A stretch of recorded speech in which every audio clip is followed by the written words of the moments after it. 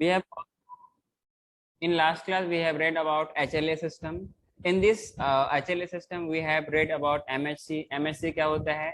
Major histocompatibility complex, और इसको हम लोग दूसरे नाम से क्या बोलते हैं? HLA complex बोलते हैं.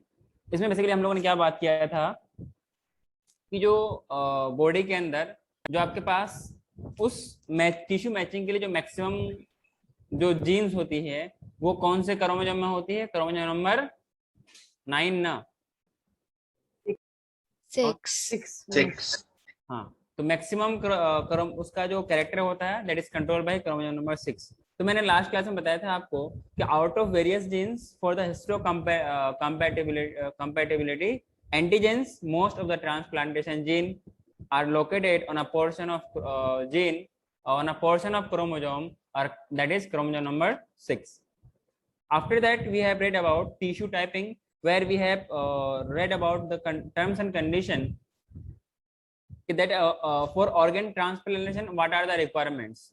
So first of all there will be matching of blood grouping, then pre and post operative steroid therapy, chemical that we also call as chemical treatment. Third is MHC matching, major histocompatibility complex. Yes or no? In this basically MSC क्या होता है? These are the group of genes which are present on chromosome number 6, where we have matched when a baby is formed, when a baby is starts getting organogenesis, whatever the zygote formation, और जब gametes आते हैं तो वहां पर दोनों का हेप्लोटाइप आता है, पेरेंट्स मेल पेरेंट का भी और फीमेल पेरेंट का भी. वहां से क्या बनता है? MSC एंटीजन बनता है जो कि उनके सरफेस पे होता है. एंड ये अलग अलग आपके पास टाइप ऑफ MSC होता है. MSC 1 होता है, MSC 2 होता है. There are all present on all cell except RBC. ये हमने बात किया MSC 1 के बारे में. नेक्स्ट आपके पास है MSC 2. ये सारे के सारे APCs में होते हैं. APC क्या होता है? एंटीजन प्रेजेंटिंग सेल्स, जैसे कि मैक्रोफेज होता है, बीटा सेल्स होता है और डेंड्राइटिक सेल्स होता है. उससे पहले हम लोगों ने पढ़ा था टाइप्स ऑफ वैक्सीन. कुछ लाइव वैक्सीन होता है, लाइव में नेचुरल और एटीन्यूएटेड मतलब वीकेंड होता है. नेक्स्ट होता है आपके पास killed vaccine, toxoid vaccine, recombinant antigen vaccine, जो कि आपके पास इसमें एक ही एग्जांपल था हेपेटाइटिस बी के बारे में.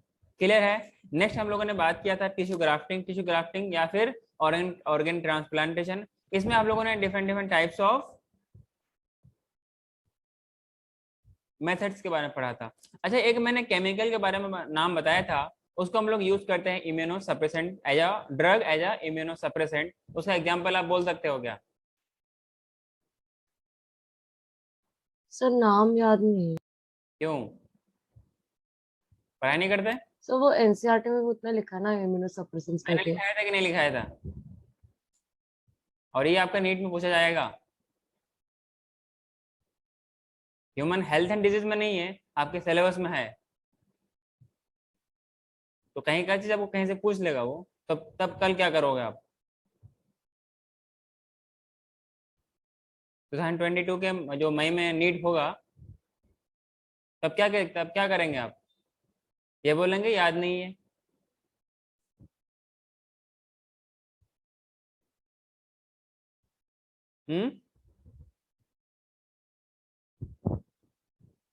साइक्लोस्पोरिन नाम से कुछ बताया था क्या?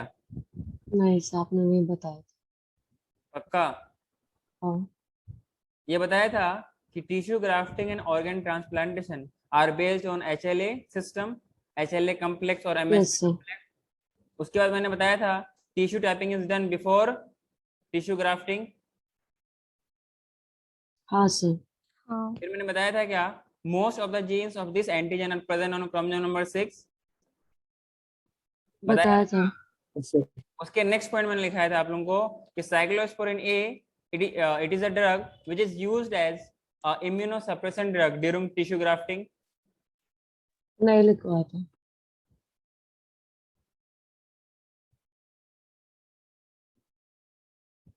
नोट डाल के एक पॉइंट लिख लो.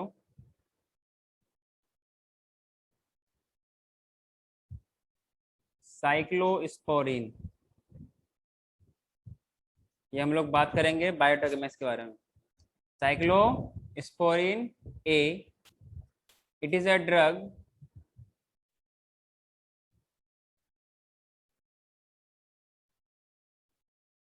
It is a drug used as immunosuppressant.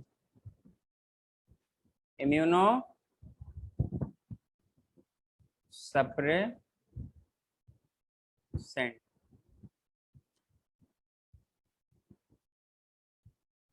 Clear? Hello,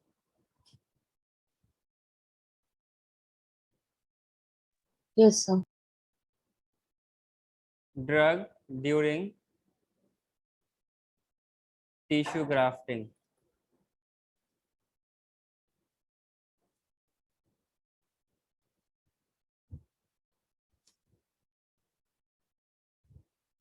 ये वाला पॉइंट लिखा आप लोगों ने?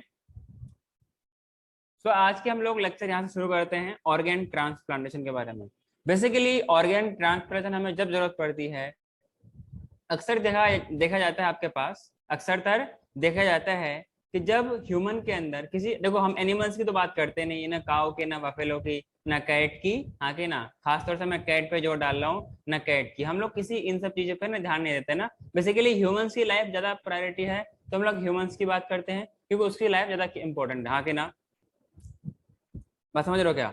तो मैंने बताया कि इस तरीके से जब आपके पास ऑर्गेन्स का डिसफंक्शन होने लगता है, जैसे कि आंखें होती है ना, आंख, आई, जिसे हम लोग हरी भरी दुनिया को देखते हैं और स्कैन भी करते हैं, बहुत लोग करते हैं, बहुत लोग नहीं करते हैं, बहुत लोग सिर्फ जरूरत की चीजें देखते हैं और बहुत लोग बहुत कुछ देखते हैं, हाँ कि ना। नेक्स्ट आपके पास होता है हार्ट, जो धड़कती रहती है, हाँ कि ना, बोलते ना दिल धड़ के आगे मेरे को नहीं पता, सीटी बजाए।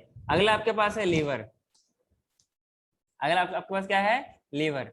लीवर से क्या होता है, आपके पास जो भी ब्लड वगैरह है, जो भी इसमें इम्प्योरिटीज वगैरह है, जो भी इसमें टॉक्सिक सब्सटेंस है, ये सब क्या करता है एज अ फिल्टर, ये रिजर्वायर के तौर पे भी काम करता है।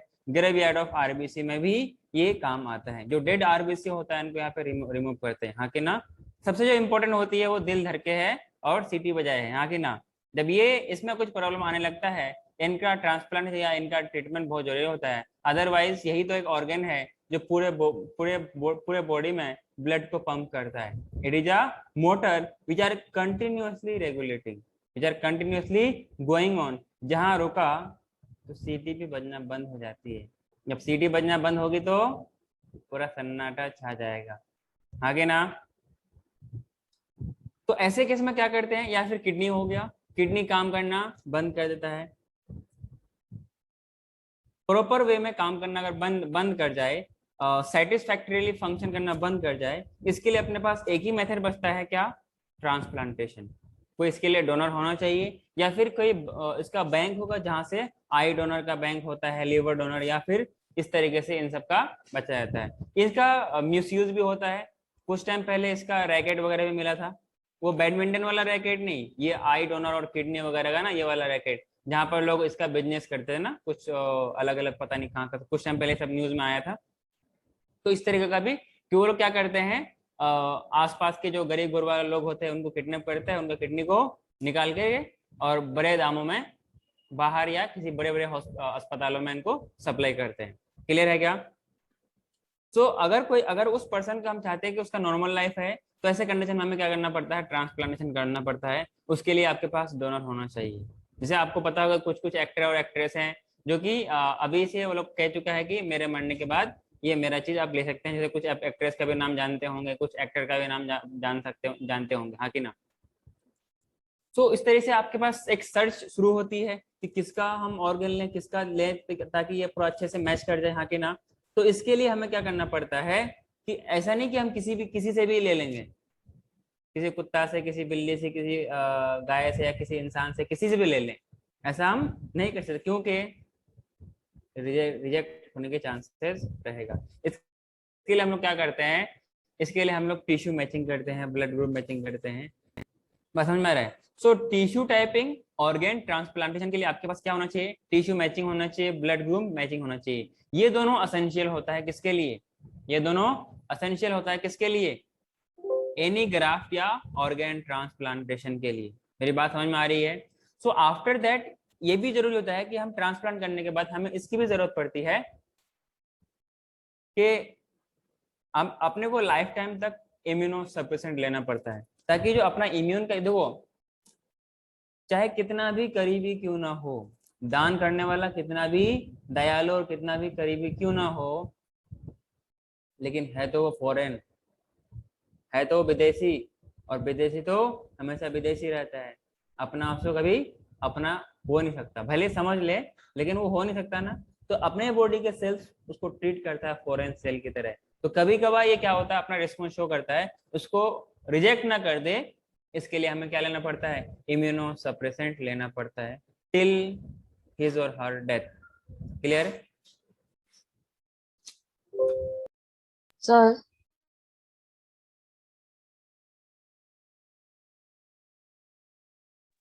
Hello sir. Wait wait wait.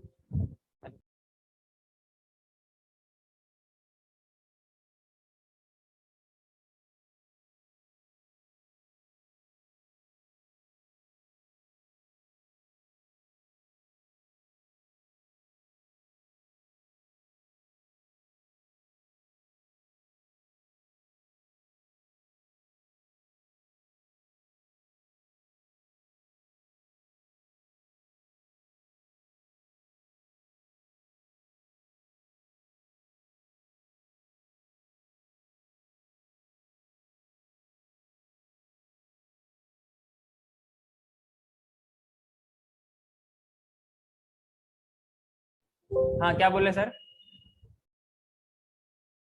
Sir लेकिन अगर कोई पर्सन अगर इम्यूनो सप्रेसेंस अपनी जिंदगी भर लेगा तो उसके इम्यून सिस्टम को बचाने के चक्कर में वो बाकी डिजीज के प्रोन हो जाएगा ना। इम्यून सिस्टम तो वीक होते जा रहा है। हाँ क्या बोल रहे हैं आप? इम्यून, आपने कुछ कहा क्या, ऐसा हम लाइफ टाइम तक लेंगे तो क्या होगा? तो इम्यून सिस्टम बहुत वीक हो जाएगा तो कोई भी डिजीज नहीं के नहीं प्रोन हो जाएगा। नहीं नहीं, ऐसा क्यों होगा? मतलब हम क्या कि करते हैं, इम्यून सिस्टम वीक होते जा रहा है ना।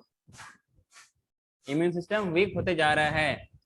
हाँ तो इम्यूनो सप्रेसेंस मतलब इम्यून सिस्टम को सप्रेस करे ना कि। नहीं वो तो ठीक है, वो अपना इम्यून सिस्टम जो जिस लेवल पे वो वीक हो रहा है वो ठीक, वो अलग बात है। लेकिन हम लोग उसके बारे में बात कर रहे हैं, ये फॉरेन सेल के बारे में बात कर रहे हैं, ये हम किसी अंदर के सेल के बारे में बात नहीं कर रहे हैं। कितना भी वीक हो वो फॉरेन के सेल को रिजेक्ट कर सकता है। सीएमआई जो होता है, cell mediated immunity, it has power to reject the foreign cell.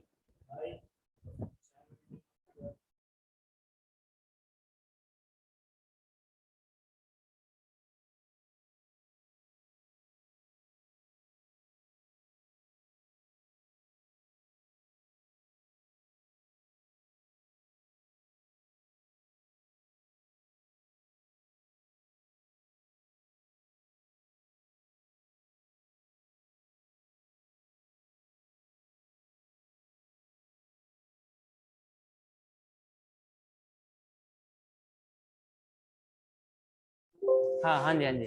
तो मैंने क्या बोला कि ऐसे केस में क्या होना चाहिए, वो फॉरेन सेल को फॉरेन की तरह ट्रीट करेगा ना, अपना कितना भी हो, लेकिन ठीक है वो उसके डिजीज डिजीज हो सकता है, लेकिन इस तरीके के चांसेस जो रिजेक्ट वाले चांसेस है वो फॉरेन को ऐसा करेगा।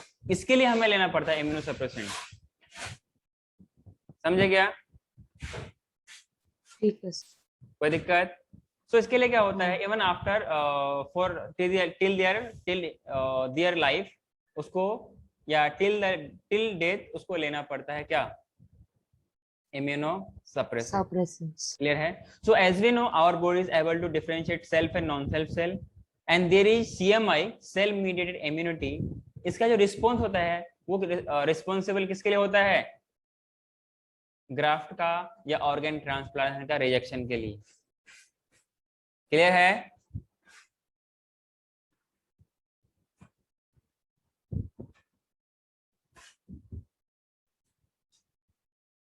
सब लिखना है ना हमें ये। हाँ लिखना है ना, जल्दी लिखो।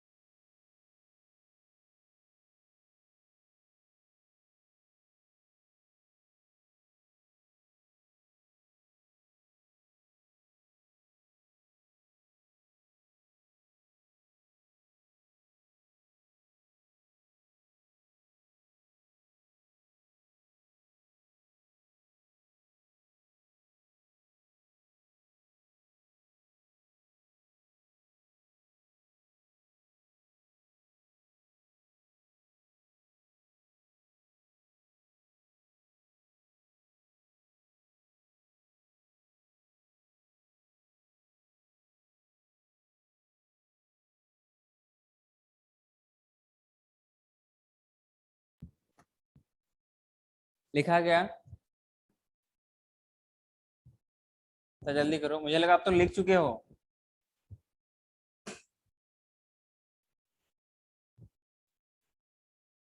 हाँ, एक मैं अगर आपसे अगर सवाल पूछूं कि प्रिंसिपल ऑफ इम्यूनाइजेशन और वैक्सीनेशन ये किस प्रॉपर्टी पे बेस्ड होता है? They are based on which property of the immune system? Memory memory memory. सबको मालूम है क्या ये बात? कि सवाल ये बन सकता है कि किस प्रॉपर्टी पे बेस्ड होती है? क्या बताओगे? Memory of the immune system. Tissue grafting in between genetically dissimilar individual of the same species, इसको हम लोग क्या बोलते हैं? एलोग्राफ्ट। होमोग्राफ्ट या एलोग्राफ्ट। एलोग्राफ्ट या होमोग्राफ्ट बोलते हैं क्या? हाँ कि ना? Tissue grafting between same genetically species. Dissimilar individual of same species, इसको क्या बोलते हैं? एलोग्राफ्ट बोलते हैं। हेटेरो या जिनो किसको बोलते हैं? जहां पर different species. Different species. Clear है? अगर tissue matching, blood grouping are essential before undergoing any graft और any transplantation. Got it? Pen नहीं चल रहा है? तो इसको पेन दे दो, मैं पेन भेज दूं यहाँ से?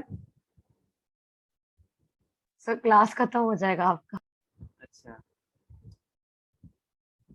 नेक्स्ट है the recipient immune system can recognise the histocompatibility antigen yes और no on the donor organ and according to it it will accept और रिजेक्ट। हाँ कि ना? आगे बढ़ूं क्या मैं? चलो इसी इसी खुशी में आप लोग कुछ मुझे क्वेश्चन का आंसर दे दो। पहला क्वेश्चन, आगे बढ़ूं क्या मैं?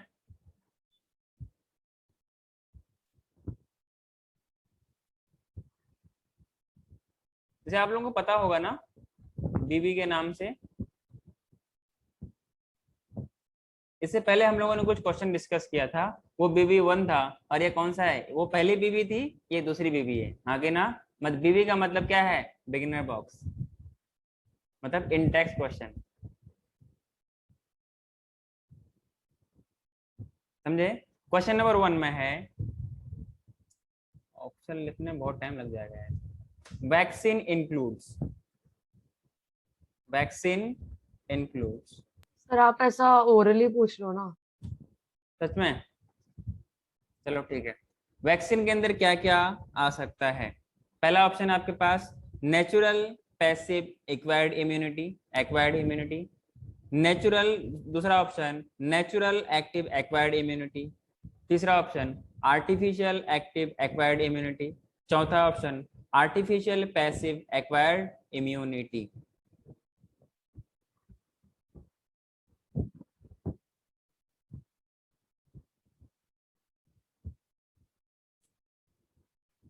थर्ड ऑप्शन क्या था? है sir artificial third option passive. क्या था? थर्ड था artificial active acquired immunity.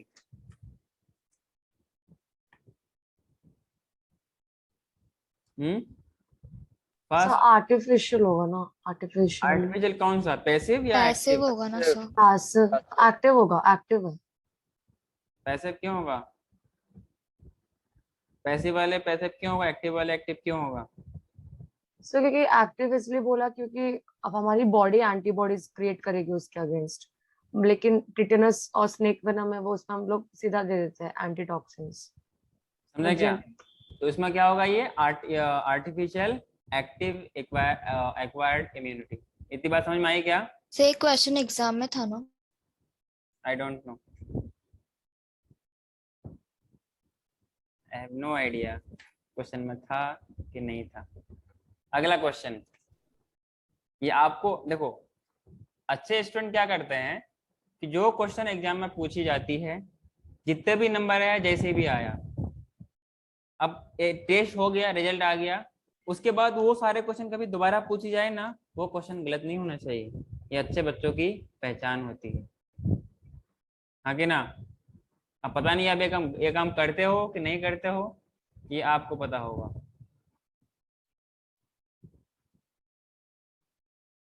I know, उसकी आप चिंता मत कीजिए, आप नहीं पता। MHC2 is present on, MHC2 is present on Antigen macrophage, presenting cells. antigen. Antigen presenting cells. हाँ, एग्जांपल में ऑप्शन दे रहा हूँ, मैक्रोफेज है, बी लिम्फोसाइट है, डेंड्राइटिक सेल है। First option. पक्का? हाँ sir. Other? Macrophage, B lymphocyte, dendritic cell. मन तो करता मैं तेरे को क्या करूं यार, कहाँ से फेंकूं तेरे को चोट भी लगे पर दर्द भी ना हो। सर यही था ना तीनों. Macrophage. Macrophage, B cells, dendritic cells. चौथा ऑप्शन सुना क्या? आपने एक ही दिया है ना? मैंने 3 ऑप्शन बोल दिया। अच्छा आपने वो अलग अलग है क्या? मैक्रोफेज मुझे लगा तीनों एक में है. अच्छा, हाँ सर सच में. ऑल ऑफ द अबव, ठीक है। अगला question, tissue matching is required in which of the following? Homograft, autograft, allograft, both 1 and 3। Both 1 and 3. हाँ बोथ. पक्का? हाँ सर. ऑटोग्राफ्ट और एलोग्राफ्ट में, ऑटोग्राफ्ट में क्या होता है? Another body part of an individual. और एलो में क्या होता है? जेनेटिकली डिसिमिलर इंडिविजुअल होगा लेकिन सेम स्पीशीज होगा। हाँ कि ना? उसके लिए क्या लगती है हमें? टिश्यू मैचिंग लगती है। क्लियर?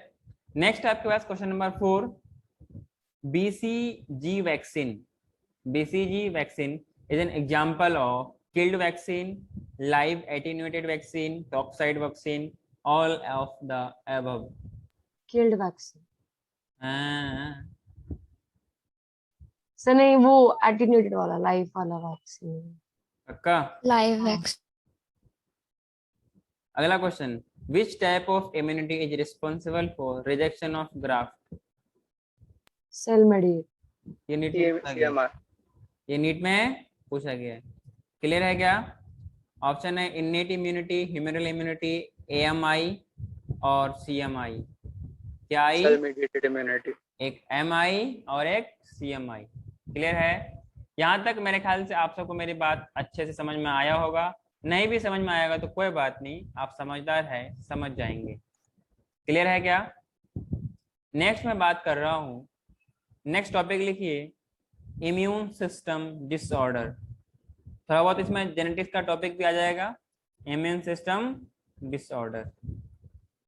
क्लियर है?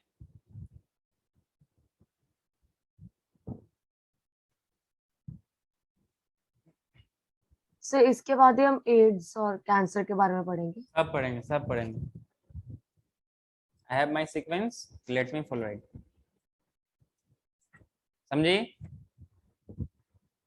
पहले क्या हाँ, आएगा, बाद में क्या आएगा, उसकी चिंता मत कीजिए। जो पढ़ाया गया है उसको क्लियर कीजिए, उसकी चिंता कीजिए, ठीक है ना?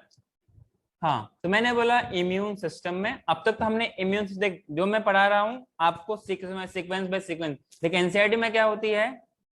सीक्वेंस में अरेंज नहीं होती, सीक्वेंस में अरेंज नहीं होती है। तो मैं आप लोगों को ये बोलूंगा क्लास में फिलहाल आप तो क्लास में फोकस कीजिए ना, इधर उधर की एनवायरनमेंट पे और इधर उधर के चैटिंग में फोकस मत कीजिए, वरना आप जब डी फोकस हो जाएंगे ना तो फिर कुछ भी नहीं हो पाएगा। समझे क्या? तो मैंने बोला जो हमने इम्यून सिस्टम पढ़ा, अब वो एक्टिव था, पैसिव था, एक्वायर्ड था, इननेट था, क्या था I don't know, you better know. Clear है? अब इसमें क्या कमी है, इसमें क्या प्रॉब्लम हो सकती है, इसमें क्या डिसऑर्डर हो सकती है, उसके बारे में हम लोग जानना चाहते हैं और जानने की कोशिश करेंगे। इसमें पहला पार्ट लिखेगा एलर्जी। क्या लिखेगा? एलर्जी। क्लियर है? एज यू नो हम लोग लास्ट क्लास में कुछ इनिशियल लेक्चर में हम लोग बात किया था कि एलर्जी भी किसी एंटीबॉडी के, मतलब कोई ना कोई एंटीबॉडी उसके लिए रिस्पॉन्सिबल होती है। जैसे कि आप लोग कभी अननोन प्लेसेस में, अननोन प्लेस में गए होंगे, कहाँ गए होंगे? अननोन प्लेस में गए होंगे, सडनली यू स्टार्ट स्नीजिंग, ऐसा हुआ है क्या? अगर हुआ है तो बोलिए, नहीं हुआ है तो कोई नई प्लेस में जाइए। ऐसा हुआ है क्या? हाँ। नहीं हुआ तो आप नए प्लेस जाओ ना, अभी मत जाओ, एग्जाम के बाद चले जाना, ठीक है ना? नीट के एग्जाम के बाद चले जाना। और क्या आपको स्नीजिंग आता है या नहीं आता है? अगर नहीं आता इसका मतलब वाकई आप मिट्टी नहीं हो, पत्थर हो। आप मिट्टी नहीं पत्थर हो, हाँ कि ना। तो ऐसा होता है जनरली कि जब आप किसी अननोन प्लेस में जाएंगे, किसी न्यू प्लेस में जाएंगे, यू स्टार्ट्स स्नीजिंग, क्योंकि आपके लिए वो एनवायरनमेंट डिफरेंट होगा जहाँ पे आप रहते हैं। सो वीजिंग होने लगता है। इसके लिए कोई एक्सप्लेन रीजन आपको नहीं मिल सकता है, क्लियर है, मतलब कोई ऐसा क्यों हो रहा है ऐसा आपको मालूम नहीं चलेगा। सो जैसे आप उस जगह से आप वहां से हट जाते हैं, जब आप ऐसी जगह से हट जाते हैं तो आपका जो सिम्टम था स्नीजिंग का वो खत्म हो जाती है, हाँ कि ना। जैसे फॉर एग्जाम्पल किचन में खाना बनता है कि नहीं बनता है। हो सकता है कि आपके घर में खाना नहीं बनता, आप लोग सब खाना बाहर से खाते होंगे, हाँ कि ना। फास्ट फूड खाने वाले आप आदमी है ना, मैं आप लोगों की बात कर रहा हूँ, सिर्फ आप लोगों की, घर वालों की नहीं। तो किचन में कभी अगर आसपास से गुजरे होंगे तो आपको स्नीजिंग आता है। अगर वहीं पे रहेंगे तो कंटिन्यूसली स्नीजिंग आती रहेगी, हाँ कि ना। जैसे आप वहां से निकल जाएंगे, हट जाएंगे, तो आपकी स्नीजिंग रुक जाएगी। ऐसा फील कभी हुआ है? नहीं हुआ है किसी को? नहीं। No sir. क्या आप मेरी बात समझ पा रहे हो मैं क्या कहना चाह रहा हूँ? मान लो किचन में खाना बन रहा है मसालेदार होता है चटपटा। ऐसा, हमेशा होता हाँ, ये समझदार वाले, इसको तो बिल्ली बिल्ली वाले को समझ में ही नहीं आ रहा है। हाँ,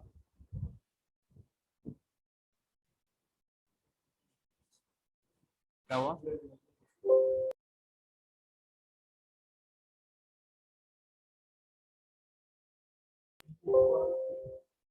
अरे तो उधर वाला हो गया क्या? फोडणी टाकतानाच बोलतात का हे? तसंच वाटतं.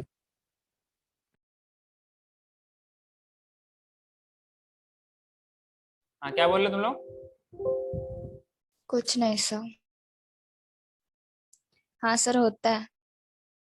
सर तड़का देते टाइम लाइक बहुत ज्यादा ये होता है, तभी खांसी आती है ना तो. तब बोलने में क्या होता, अभी बोल रहे हो? सर आपने बोला किचन में रुकते हैं तब होता है, उधर से चले जाते तो नहीं होता। हाँ, तो नहीं होता है ना, मतलब ऐसा चीज जहां पर होगा तभी तो हो पाएगी ना, अदरवाइज पॉसिबिलिटी नहीं है, क्योंकि आप फिर हट जाते हो फिर वो चीज नहीं हो पाती। पता नहीं आपके साथ हुआ नहीं हो, क्योंकि आप ऐसे ऐसी जगह में रहते नहीं रहते हैं, पर हम इसके आसपास ही रहते हैं, हमें पता होता है कैसा होता है, ठीक है ना। हाँ, जब अपने लाइफ में आप जाएंगे तो आपको इसका एक्सपीरियंस गेन करके मुझे बताएंगे, फोन करेंगे, हाँ सर ऐसा होता है, ठीक है ना। तो मैंने बोला एलर्जी क्या होता है, वही होता है, एक एग्जैजरेट रिस्पॉन्स होता है इम्यून सिस्टम का, ताकि आपको उसके नुकसान से बचा सके। इसीजिंग में क्या होता है, जो अनवांटेड पार्टिकल अंदर जाती है, ये छोड़ो, एक तो होती है स्नीजिंग, जैसे आपके नोज के अंदर रिस्पायरेटरी ट्रैक्ट में अनवांटेड सब्सटेंस अंदर जाएगी तो वो उसको वापस फेंकता है, क्योंकि वो अपने बॉडी के लिए हार्मफुल है। जो अगर नोज के हेयर्स में ट्रैप हो जाए तो ठीक, उसके अंदर म्यूकस है, इनके उसके उसमें उसको चिपका ले, उसके बावजूद भी अगर अंदर चला जाए तो it will be expelled out by the process of sneezing. जब छींकने के बाद बोलते हैं सॉरी, क्या बोलते हैं? सॉरी, ठीक है ना। तो ये इसको हम लोग क्या बोलते हैं? एलर्जी बोलते हैं। एलर्जी को अगर हम लोग डिफाइन करेंगे तो कैसे कर सकते हैं? अच्छा, ये जो एलर्जी होगा, एलर्जी को कॉज करने वाले सब्सटेंस को क्या बोलेंगे? एलर्जेंस बोलेंगे कि नहीं बोलेंगे? जैसे कि पोलन ग्रेन्स है। होता है, अच्छा, pollen grains also causes allergy, मतलब इनके वजह से भी क्या हो सकता है आपको एलर्जी, मतलब स्किन रेड हो सकते हैं, हाँ कि ना, पूरा चेहरा लाल हो जाएगा, हाँ कि ना, हाथ मुंह फूल जाएगा। जैसे आप वहां से हटोगे, जो लोग ज्यादा सेंसिटिव होते हैं, हाँ कि ना, जो लोग ज्यादा कोमल होते हैं उनके साथ ऐसा प्रॉब्लम होता रहता है, क्लियर है। तो एलर्जी को पहले हम लोग डिफाइन करते हैं, एलर्जी क्या होती है, इसमें लिखिएगा द मतलब अचानक वाला रिस्पॉन्स, क्लियर है क्या? एग्जैजरेटेड रिस्पॉन्स ऑफ द, जो बोल रहे हैं ना आप लोग अपन अपन के लैंग्वेज में बोले ना, मराठी मत बोला कीजिए ना, ताकि अपन को भी समझ में आए। exaggerated response of the immune system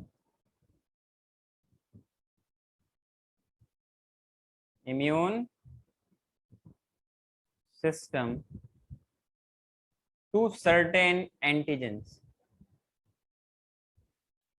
to certain antigens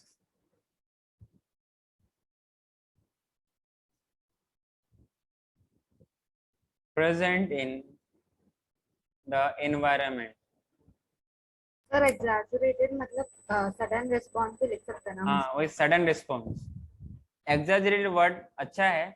अगर आपके 12th के टर्म 2 में एग्जाम में आएगा तो एग्जाम जो आपका कॉपी चेक करने वाला होगा एग्जामिनर, वो खुशी खुशी में आगे का भले भी गलत लिखो खुशी खुशी में नंबर दे देगा। जो मेन टर्म वो क्या है, एग्जैज, अचानक होती है ना ये।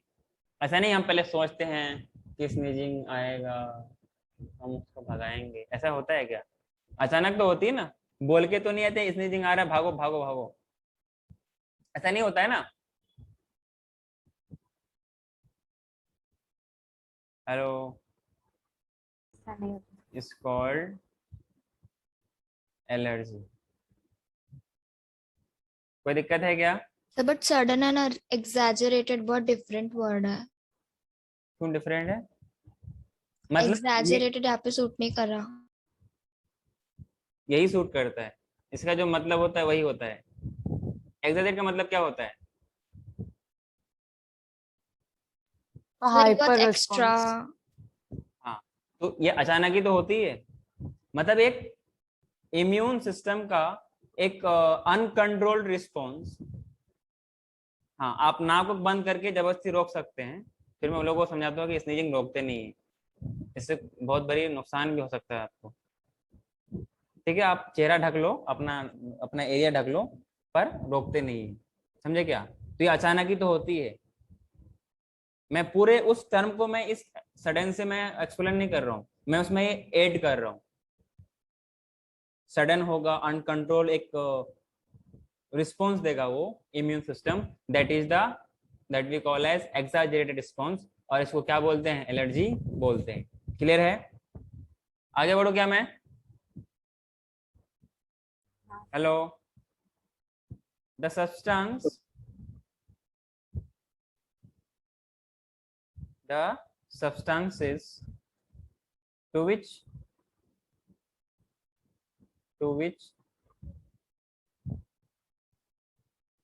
such an immune response is produced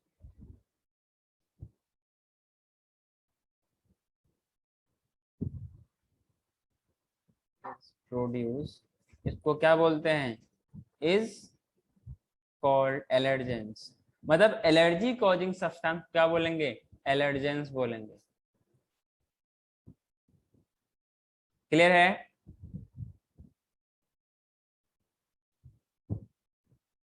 फिर I move to next.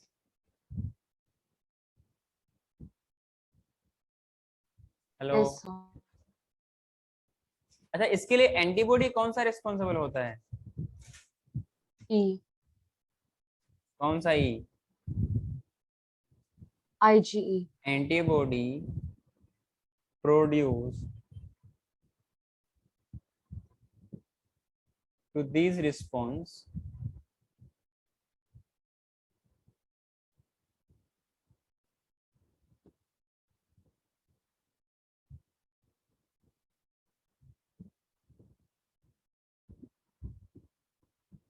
is IgE, E for allergy और E for antibody। हाँ कि ना? समझा क्या? E for allergy, E for antibody। कोई दिक्कत? एंटीबॉडी ए से होती है, एंटीबॉडी टाइप वाला ए है। सर वैसे तो कोई आईजीए भी लिख सकता है ना। क्या हुआ?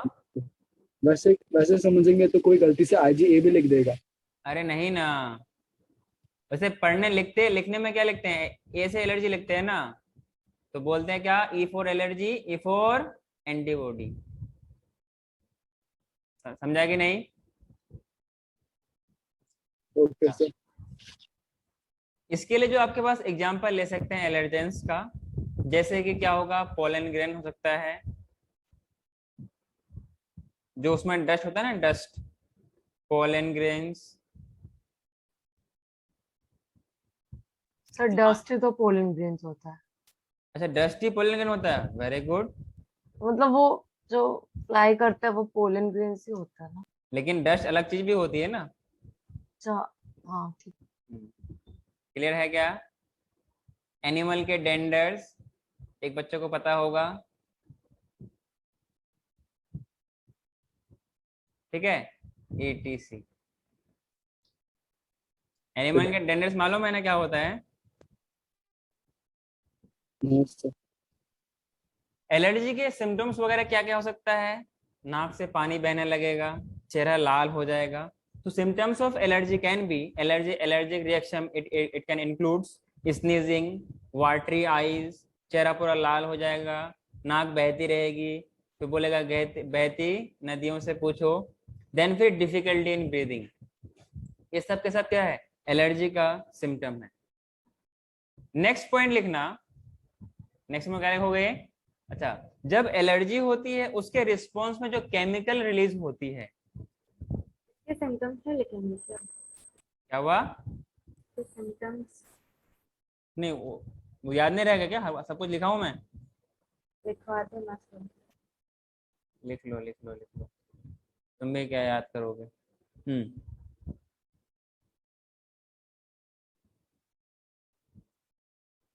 Symptoms of allergic reaction,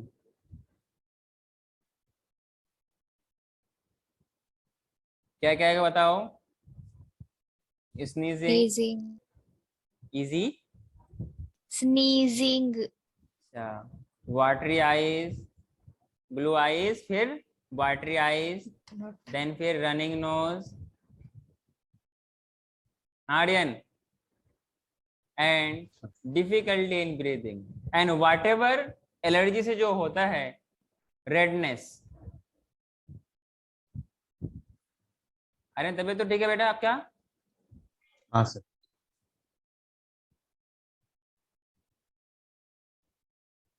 difficulty in breathing, all these are the symptoms of allergic reaction. Clear है क्या? अच्छा, यस सर। जैसे ही कोई फॉरेन सब्सटेंस अपने बॉडी में इंटर करती है जो अपने को एलर्जी कॉज करती है, और ये एलर्जी कॉज इसलिए होती, एलर्जी क्यों अपने को ये सिम्टम्स क्यों आती है? क्योंकि अपने बॉडी में कुछ केमिकल्स का रिलीज होता है, और ऐसे केमिकल आपने पहले भी नाम सुन रखा है, जैसे कि हिस्टामाइन, जैसे कि सेरोटोनिन, हाँ कि ना? अरे बोलो तो। हाँ, allergy is due to the release of chemicals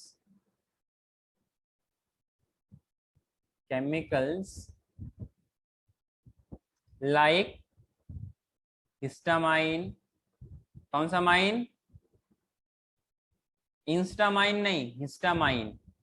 histamine. हाँ, अगला है सेरोटोनिन। ये सब कौन रिलीज करता है? ये कौन रिलीज करता है? मैंने लिखा है WBCs। हैं? बोलो नहीं सर तो। WBCs है क्या? Released from mast cell. Mast वाले सेल को क्या बोलते हैं? मास्ट सेल बोलते हैं। अरे हाँ कि ना? Mast cells. क्लियर है? वैसे आप लोगों का ह्यूमन फिजियोलॉजी बहुत जल्दी खत्म होने वाला है, क्योंकि पैरेलली 11th में भी चलेगा। पैरेलल में 11th में भी चलेगा, तो आपके लिए आसानी रहेगी। क्या से समझा नहीं?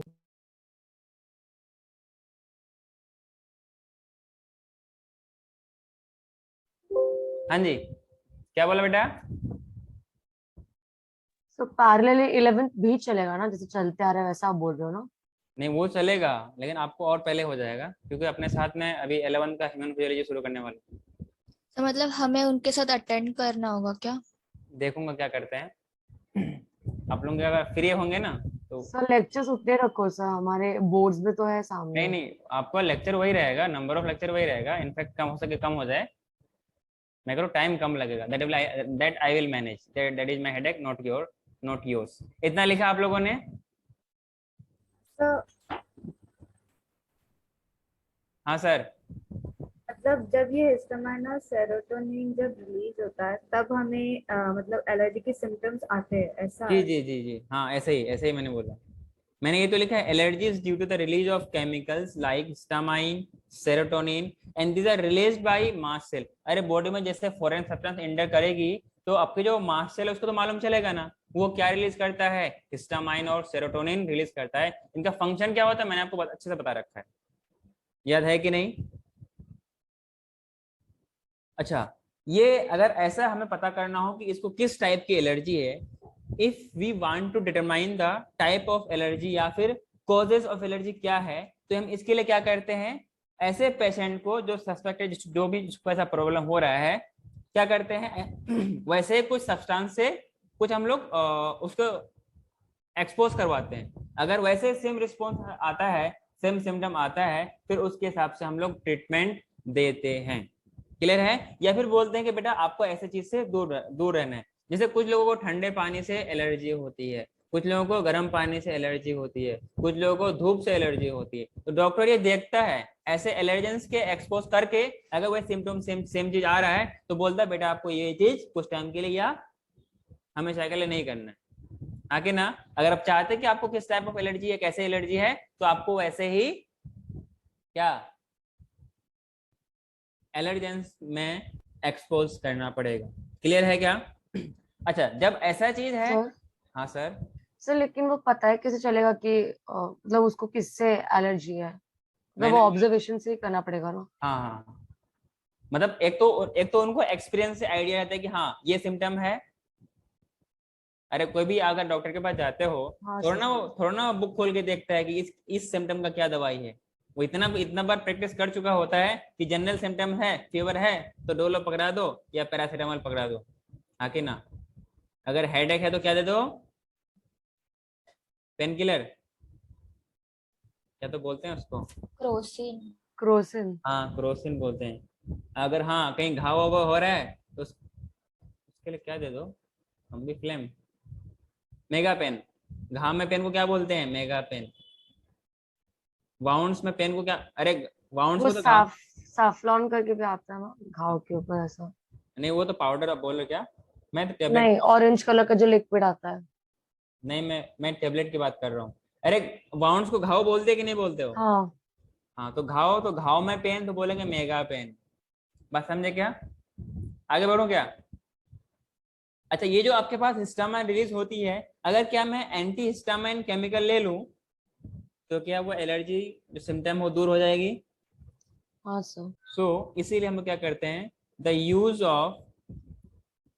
Of drugs like anti histamine. Clear है? नेक्स्ट आपके पास है एड्रेनलिन। कौन सा Nalin?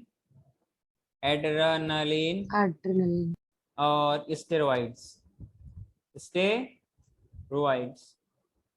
these quickly reduce the, sir हाँ सर, सर आपने टिश्यू ग्राफ्टिंग में और एक पॉइंट लिखवाया था कि pre and post operative steroid therapy, उसका मतलब क्या है? जब हम वो प्रोसेस करते हैं उससे पहले हमें उसका केमिकल देना पड़ता है ताकि उसको कोई प्रॉब्लम कॉज ना आए। जैसे एक टाइप ऑफ जो बोलते हैं ना, बेहोश कराते हैं ऐसा कुछ करके, वो केमिकल थेरेपी हाँ करवाते सर। हैं। ठीक है? ओके। टू रिड्यूस द, अरे क्या बोला मैंने, सिम्टम ऑफ एलर्जी। इतनी बात समझ में आई आप लोगों को? क्लियर है क्या? देखो, एक फैक्ट है, आप मानो ना मानो, आपको तकलीफ हो, बुरा लगे, sorry for that, somehow in modern day life जो आजकल में चल रहा है, लाइफस्टाइल कुछ इस तरीके से हो गया है, बच्चा जन्म लेते ही कहाँ से रहना शुरू करता है, एसी से। अरे धूप से तो एलर्जी होगी कि नहीं होगी? मैं थोड़ा धूप में निकले, बेचारे का पूरा चेहरा लाल हो गया, पूरा बॉडी लाल हो गई, मालूम चला कुछ देर और रहेगा तो फिर खून टपकने लगेगा।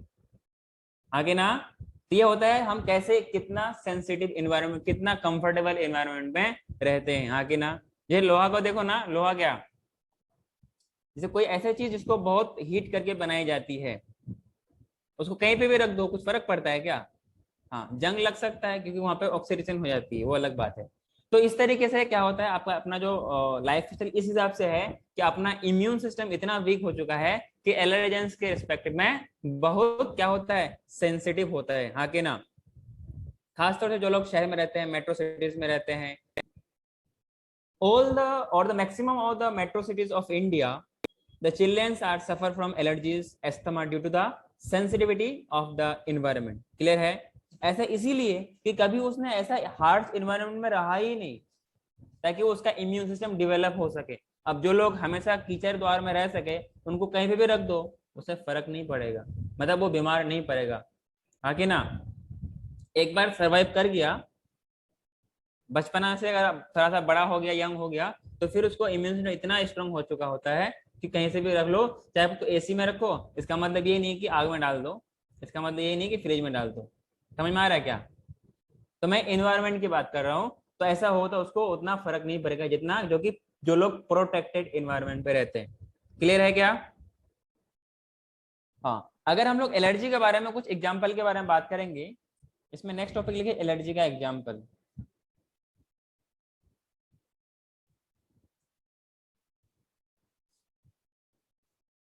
ठीक है, पहला आपको लिखना है ब्रोंकियल अस्थमा। ये ध्यान रहे, ये कुछ रिस्पायरेशन के भी पार्ट आ रहा है, ह्यूमन रिस्पायरेटरी सिस्टम का ध्यान रहे, फिर वहां अगर आएगा तो मैं वहां पे मैं इसको इग्नोर कर सकता हूँ। ठीक है, bronchial Yes, sir. asthma, basically it is the allergy of lower respiratory tract, allergy of lower respiratory tract। Clear? इसमें क्या होता है? It is the allergy of lungs when the allergens enter inside the body by inhalation. It comes in contact with the respiratory tube or the respiratory tract that is characterized by spasm. Spasm मतलब क्या होता है? जो bronchioles आपका होता है ना, bronchioles, bronchi होता है, उनका ब्रांचिंग को क्या बोलते हैं? ब्रोंक्यूल्स बोलते हैं। उसमें क्या होता है? कॉन्ट्रैक्शन होने लगता है। मतलब कैसा contraction? Involuntary contraction of the smooth muscle that is present in the bronchiole, that generally caused by the hypersensitivity of the bronchiole from the foreign substance which has entered in our body। Clear है क्या? हाँ कि ना? और जो mucus membrane present होती है कहां पर? उन वाल में, वो क्या सेक्रेट करता है? Excess amount of mucus secrete करता है। जैसे आप डस्ट के एरिया में अगर एक्सपोज रहोगे तो क्या होगा? देखो कुछ देर बाद आपके नोज से पानी आने लगेगा, क्योंकि वो म्यूकस का सेक्रेशन होता है। अगर ज्यादा देर रहोगे तो आपकी तबीयत भी खराब हो जाएगी। तो इस जो रिसेंटली कुछ टाइम पहले मेरी तबीयत खराब हुई थी, वो इन्हीं डस्ट की वजह से हुई थी, पर मैंने क्लास लेना तब भी नहीं छोड़ा था। ठीक है ना? ये आपको मैं लाइव एग्जाम्पल दिया कैसा होता है। मेरी भी हो गई थी और आपके रिजवान सर की भी हो गई थी। तो मैं क्योंकि वहाँ पर काम चल रहा था तो सब इसलिए ऐसा हो गया था मेरे साथ। तो ऐसा होता है, फिर कुछ टाइम बाद ठीक हो गया, नाम फिट, तंदुरुस्त, चंगा। ठीक है ना? इतनी बात समझ में आई? तो ये होता है आपके पास bronchial asthma, that is the allergy of lower respiratory tract. Clear है? इनका अगर ब्रोंकियल अस्थमा का अगर सिम्टम्स के बारे में आपसे अगर पूछे कोई सिम्टम्स, तो क्या लिखेंगे? कफिंग लिखेंगे क्या? Relax breathing. हैं? ब्रीथ करने में प्रॉब्लम होता है अस्थमा Okay. पीपल को। कफिंग हो गया, डिफिकल्टी इन ब्रीदिंग, ये सिम्टम आपको पूछ सकता है। Difficulty in breathing mainly during expiration. आगे ना, जब सांस छोड़ेगा तो एक खर्राटे वाली आवाज आएगी। कोई करके बताएगा क्या? अरे जो लोग करते हैं करके तो थोड़ा बताओ। नहीं बताओगे? नहीं करता कोई। अरे करता होगा, झूठ बोलने से क्या फायदा? तो ये मतलब हार्मफुल नहीं होते ना? क्यों नहीं हार्मफुल है? सांस लेने में प्रॉब्लम होती है। अरे जब रास्ता ही ब्लॉक हो जाए तो प्रॉब्लम नहीं होगा। पर क्योरेबल है ना ये? अरे हाँ ना, तो ये नहीं, वो तो इनहेलर्स में रहता है ना क्या? सर। अस्थमा थोड़ी मतलब ऐसे क्योरेबल डिजीज है, वो तो वो इनहेलर्स में रहता है ना वो लोग। हाँ, तो अगर ये परमानेंट, देखो डिफेक्ट कितना डिफेक्ट है उस पर बात करता है, समझे क्या? कितना ज्यादा प्रॉब्लम है उस पर बात करता है। नॉर्मल एलर्जी होगा या लॉन्ग टाइम होगी तो फिर लॉन्ग टाइम प्रॉब्लम हो सकता है। ये क्या है आपके पास? एस्थमा। क्लियर है? मेनली ड्यूरिंग एक्सपायरेशन और इसको जब साउंड निकलता है ना जनरेटर वाली, उसको क्या बोलते हैं, व्हीजिंग बोलते हैं। एक बार क्या हुआ कि ना मैं कहीं पे था, तो कुछ शादी वादी का फंक्शन था, तो इत्तेफाक से मैं पब्लिक प्लेस में सोता नहीं हूँ, पर बहुत लोग के बीच में सोना पड़ गया।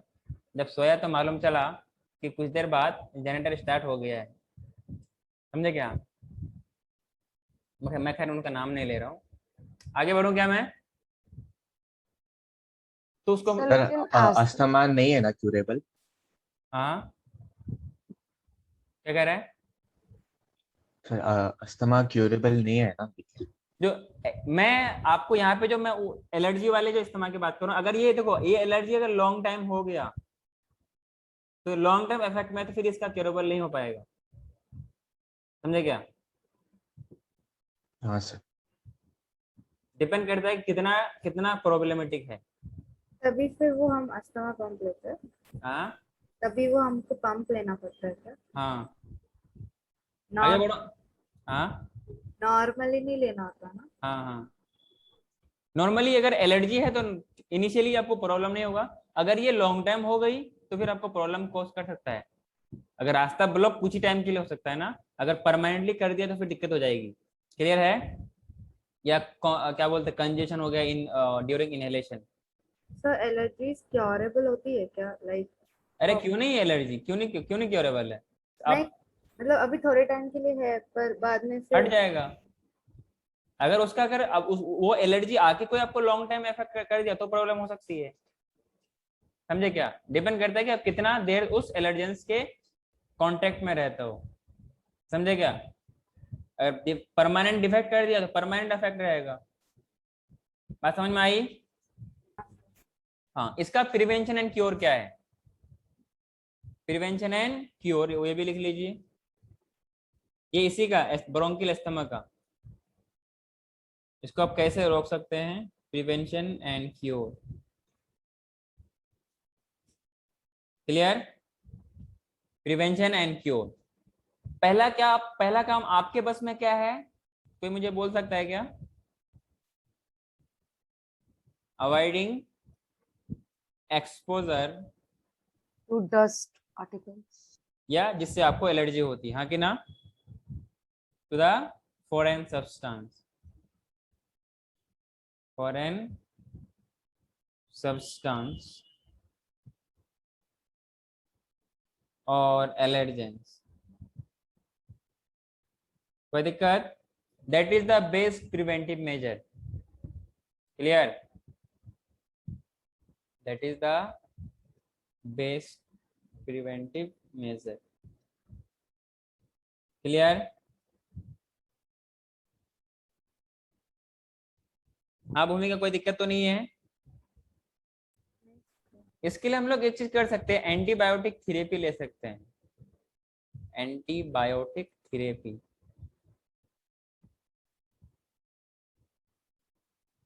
Therapy for removing infection, for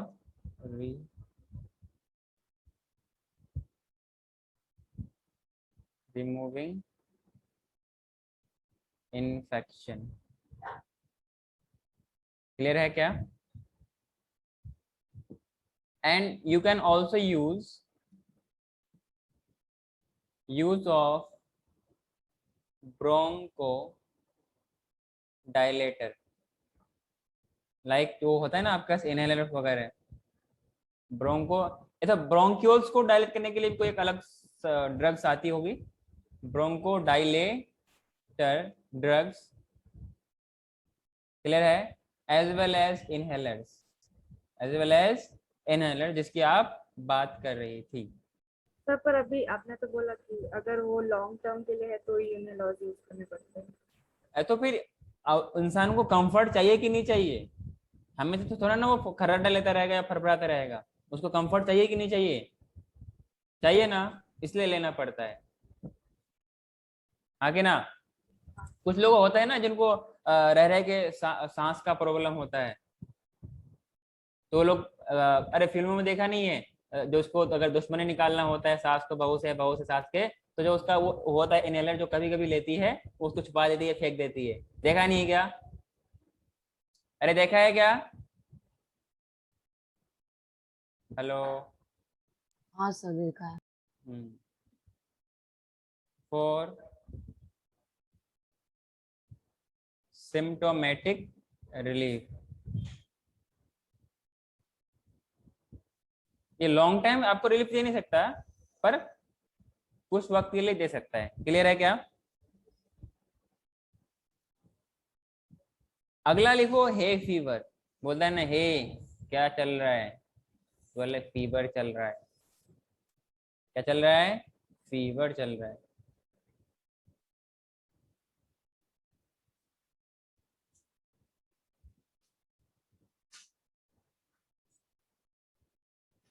hay fever generally pollen grains की वजह से होता है। किसकी वजह से होता है? पोलन ग्रेन से होता है। So basically it is mucosa of eyes and upper respiratory passage.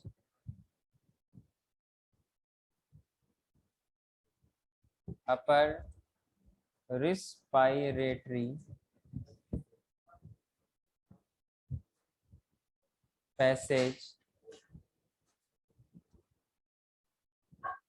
become hyper secretory. आगे ना,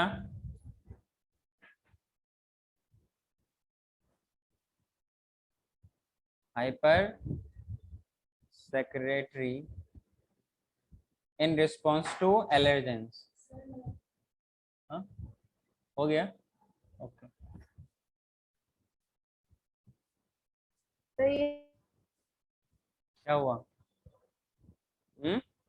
ये जो फीवर आपने हे फीवर बोलते हैं, hay fever. Fever caused by pollen grains और एलर्जी। ये एलर्जी कंसिडर करेंगे क्या हम इसको? नहीं। तो लिखा तो एलर्जी के अंदर तो एग्जांपल लिख रहा हूँ, इसको हे फीवर बोलते हैं। हेलो, कोई दिक्कत है तेरे को? मेनली क्या है? Pollen grain. एलर्जी है ना ये? अरे हाँ ना, एलर्जी है। नाम क्या बोलते हैं? हे फीवर बोलते हैं। बोलता है ना हे क्या चल रहा है, तो बोलेंगे फीवर चल रहा है। ठीक है?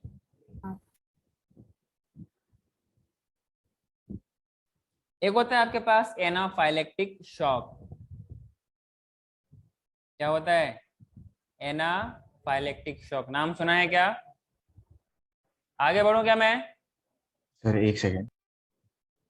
जिनका हो गया वो नेक्स्ट तीसरा नंबर देखिए, लिखिए तीसरा example anaphylactic shock. It is the most severe case of allergy when an allergen, for example, penicillin, enters into blood. Penicillin क्या है? एक तरीके से एलर्जेन का तौर पे काम कर सकता है। कुछ बोल रहे हैं क्या आप? आरपी नहीं सर। मुझे लगा कुछ बोलने जा रहे हैं। हो गया सर। सर मुझे लगा पूछने वाले कि पेनिसिलिन क्या होता है। क्या होता है पेनिसिलिन? आपकी भी तमन्ना। फंगस होता है ना, सर इसलिए बस वो पेनिसिलिन क्या होता है? फंगस होता है। फंगस होता है। वाह भाई, मतलब मैंने पूछ के सही कर लिया ना, पर मालूम चल गया कि पता है कि नहीं। सर वो था ना ऐसा ऐसे गुच्छे में रहता था ऐसा पूरा। हाँ, गुच्छा गुच्छा। क्या उस गुच्छे को क्या बोलते हैं? तो वो अभी याद नहीं आ रहा सर वो। या कि पेनिसिलिन क्या है? ये किससे बनता है? अच्छा आप वो उसका पूछ रहे हो क्या? पेनिसिलियम से जो पेनिसिलिन बनता है वैसा पूछ रहे हो? हाँ, पेनिसिलिन है क्या? वो तो एंटीबायोटिक्स है। हाँ तो ये बोलना इट इज एंटीबायोटिक। मुझे हाँ ठीक है सर। हाँ, बहुत भोले बच्चे आप लोग ना। तीसरा लिखो एनाफाइलेक्टिक शॉक। एनाफाइलेक्टिक शॉक क्या होता है? शिवहर्ष, ऐसा लग रहा है कि तुम्हें पता होगा। सर लाइक मतलब मुझे कंप्लीटली नहीं पता, बट लाइक कुछ लोगों को ऐसे नट एलर्जीज रहती है ना, जैसे पीनट की वजह से, तो लाइक बहुत ज्यादा तुम्हारी आवाज नहीं आ रही है। सर फेस स्वेल हो जाता है, जीभ फूल जाती है वैसा। अच्छा, जीभ फूल जाती है क्या? पीनट एलर्जी का पढ़ते हैं उसको भी। Basically it is the most severe case of allergy. Clear है? जनरलाइज्ड। सर हाँ सर। सर लास्ट स्लाइड नहीं लिखा। थोड़ा स्पीड बढ़ाओ, वैसे तो इतना गंदा लिखते हो। डिस्कन अच्छा, डिस्कनेक्ट हो गई थी। सर ये आपने जो लिखा है and upper respiratory passage become hyper secretary, ये समझ नहीं आया। क्या समझ नहीं आया?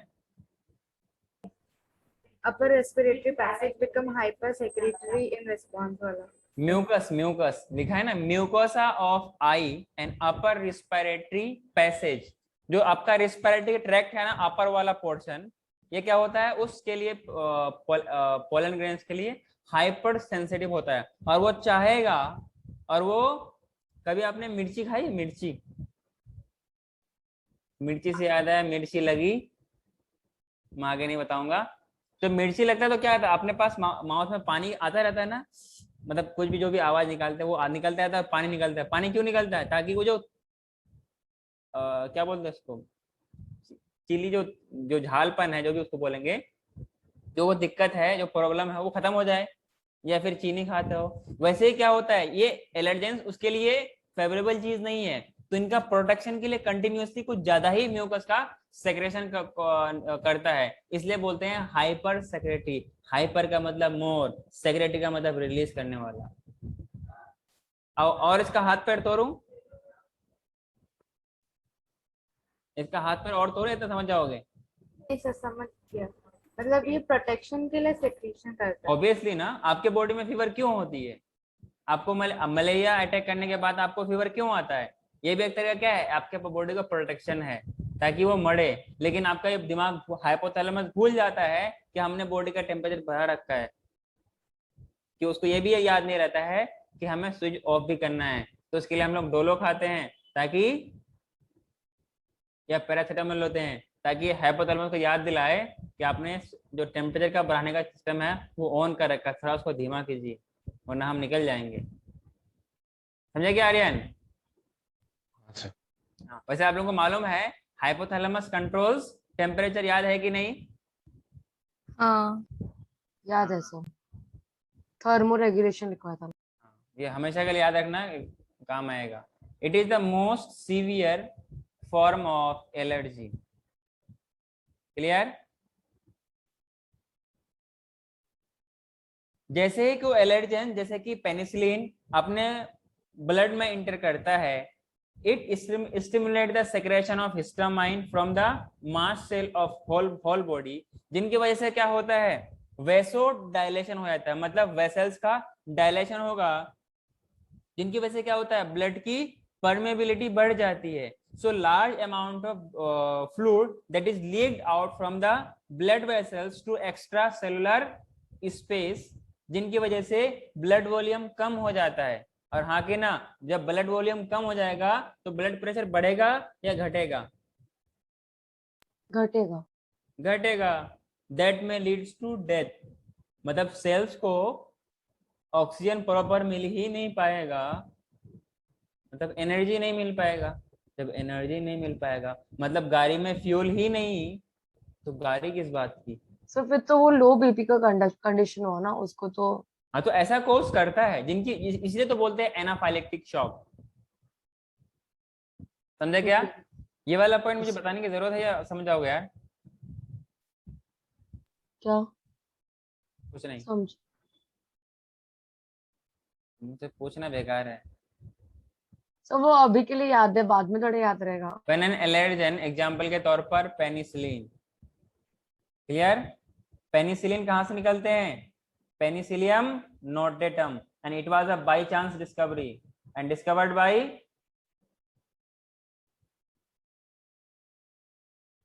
साइंटिस्ट। का मतलब बताइए, क्या हो यार, कचरा हो, कूड़ा हो, क्या हो? लुईस पास्चर का। पक्का? सोच लो।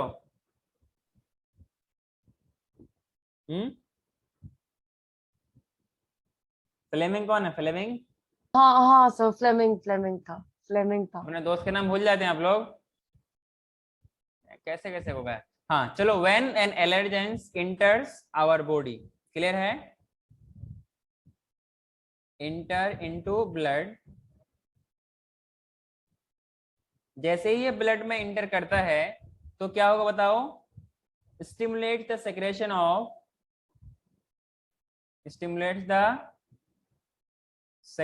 Of histamine. और हिस्टामाइन कहां से होगा रिलीज? मास्ट सेल्स, कहां से? मास्ट फ्रॉम होल बॉडी। मैं वो लिख नहीं रहा हूं, ठीक है ना?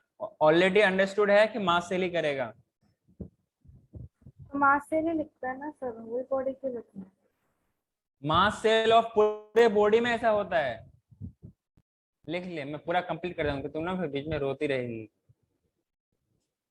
By mast cell of whole body, पूरा बॉडी में ऐसा होता है, तभी तो शॉक लगता है, जिनकी वजह से it causes vasodilation, it causes vasodilation। जब इसका मतलब बीपी लो हो जाएगा क्या? अच्छा, वैसोडाइलेट होने से क्या होगा कि ब्लड बहुत धीमा धीमा चलेगा। जब ब्लड धीमा धीमा चलेगा तो आपके जो ब्लड के वाल्स हैं वहां से जो ब्लड है वो सेलुलर स्पेस में ज्यादा जाएगा, मतलब जो एक्स्ट्रा सेलुलर जो फ्लूइड है उसका वॉल्यूम बढ़ जाएगा, मतलब जो ब्लड का वॉल्यूम है वो कम हो जाएगा, हाँ कि ना? It increases the permeability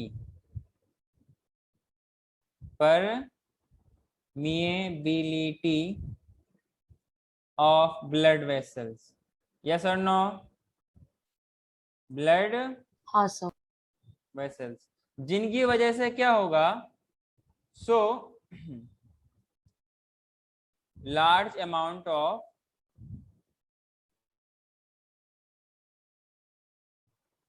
fluid is leaked out, yes or no? Leaked out from blood vessels, clear? hello? into हाँ सर, एक्स्ट्रा सेल्यूलर फ्लूइड। भूमिका बात समझ में आ रही है? मतलब एक्स्ट्रा सेल्यूलर मतलब सेल के बाहर वाले एरिया का क्या होगा? फ्लूइड का वॉल्यूम बढ़ जाएगा, जिनकी वजह से क्या होगा? ब्लड का वॉल्यूम डिक्रीज हो जाएगा। ब्लड वॉल्यूम डिक्रीजेज, जिनकी वजह से क्या होगा? ब्लड प्रेशर डिक्रीज हो जाएगा, हाँ कि ना? ब्लड प्रेशर, अरे बोलते, ब्लड प्रेशर डिक्रीजेस, हाँ कि ना? एंड दैट में लीड्स टू डेथ,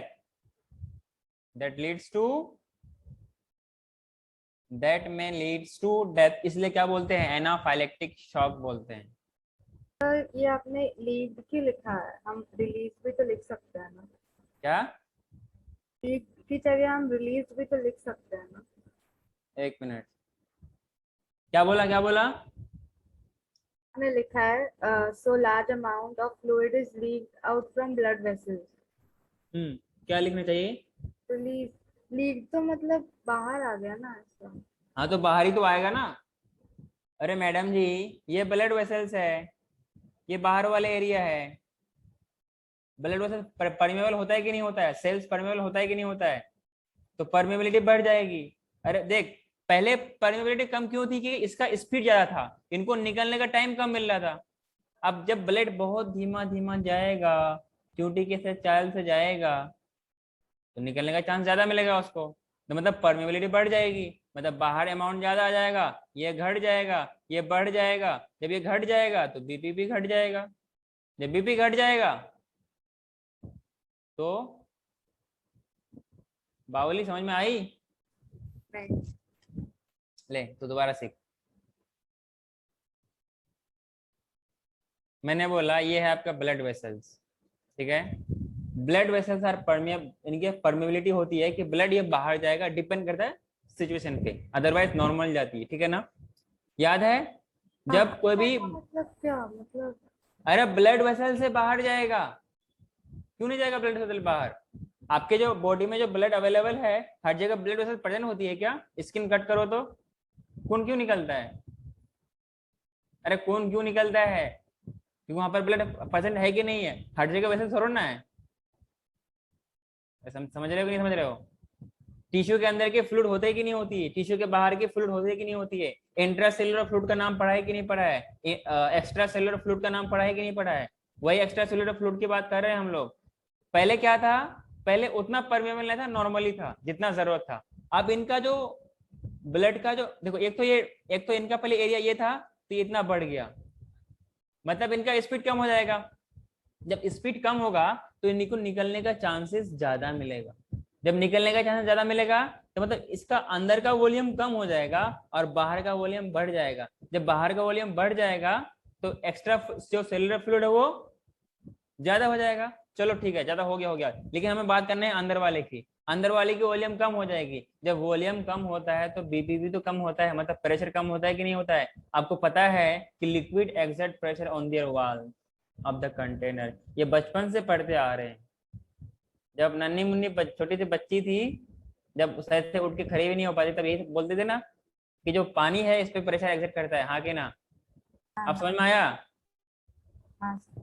दिमाग में जोर डालो तब समझ में आएगा। तब तो भी समझ में नहीं आए तो एक तमाचा मारो, सब ठीक हो जाएगा। हाँ जी, इसी को क्या बोलते हैं? एनाफाइलेटिक शॉक बोलते हैं। आगे बढ़ूं क्या? नहीं सर, लिखना है। जसमीस? सर किसी किसी को तो पानी से हो भी गया मेरा। एलर्जी होता है, उनके केस में कैसे? हाँ तो पानी से बचाया जाता है उसको, पानी से पानी से कैसे बचेंगे, पियेंगे क्या फिर? तो उसमें क्या कर सकता हूँ मैं? सर आप मतलब बताओ सोल्यूशन।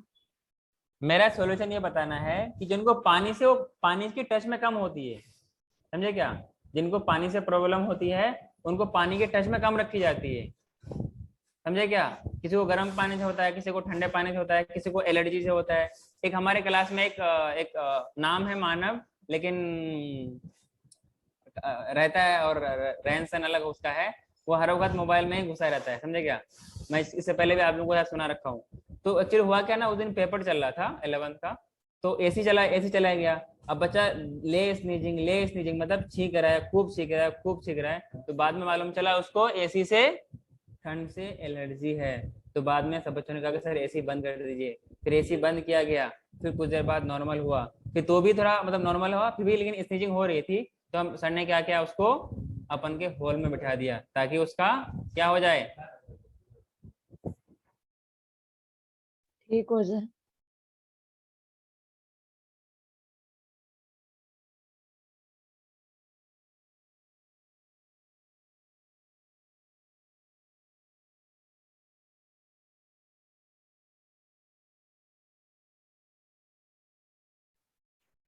आवाज आ रही है क्या मेरी? हाँ सर। हाँ, इतनी बात समझ में आई क्या आप लोगों को?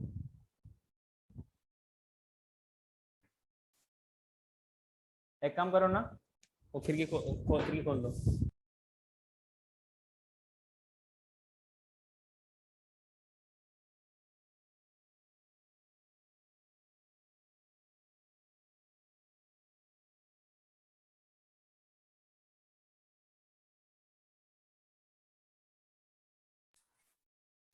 हेलो, आवाज आ रही है?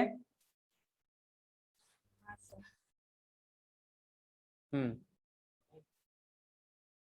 नेक्स्ट लिखो बी पार्ट। क्या लिखो? B part. इसको बोलते हैं ऑटो इम्यून डिसऑर्डर। आपने पढ़ा होगा जेनेटिक्स में, पढ़ा है कि नहीं पढ़ा है? मैंने भी पढ़ाया था, याद है कि नहीं है? जेनेटिक डिसऑर्डर है, ऑटो इम्यून डिसऑर्डर है, याद है? हाँ। बोर्ड्स वाले, ये ऐसा कंडीशन है जहां पर आपका इम्यून सिस्टम आपके बॉडी के सेल्फ सेल और नॉन सेल्फ एंटीजन को डिफरेंशिएट नहीं कर सकता, और इसके अपने सेल्स के अगेंस्ट ही एंटीबॉडी का फॉर्मेशन होती है।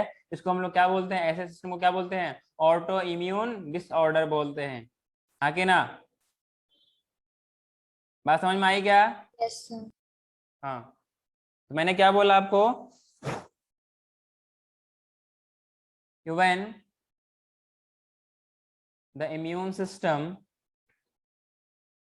when the immune system does not discriminate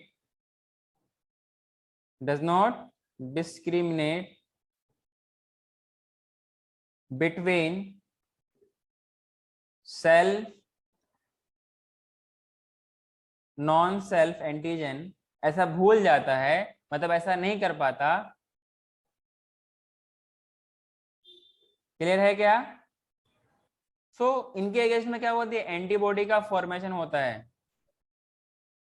कौन सा बॉडी? एंटीबॉडीज का फॉर्मेशन होता है अपने ही सेल के खिलाफ। Antibodies are formed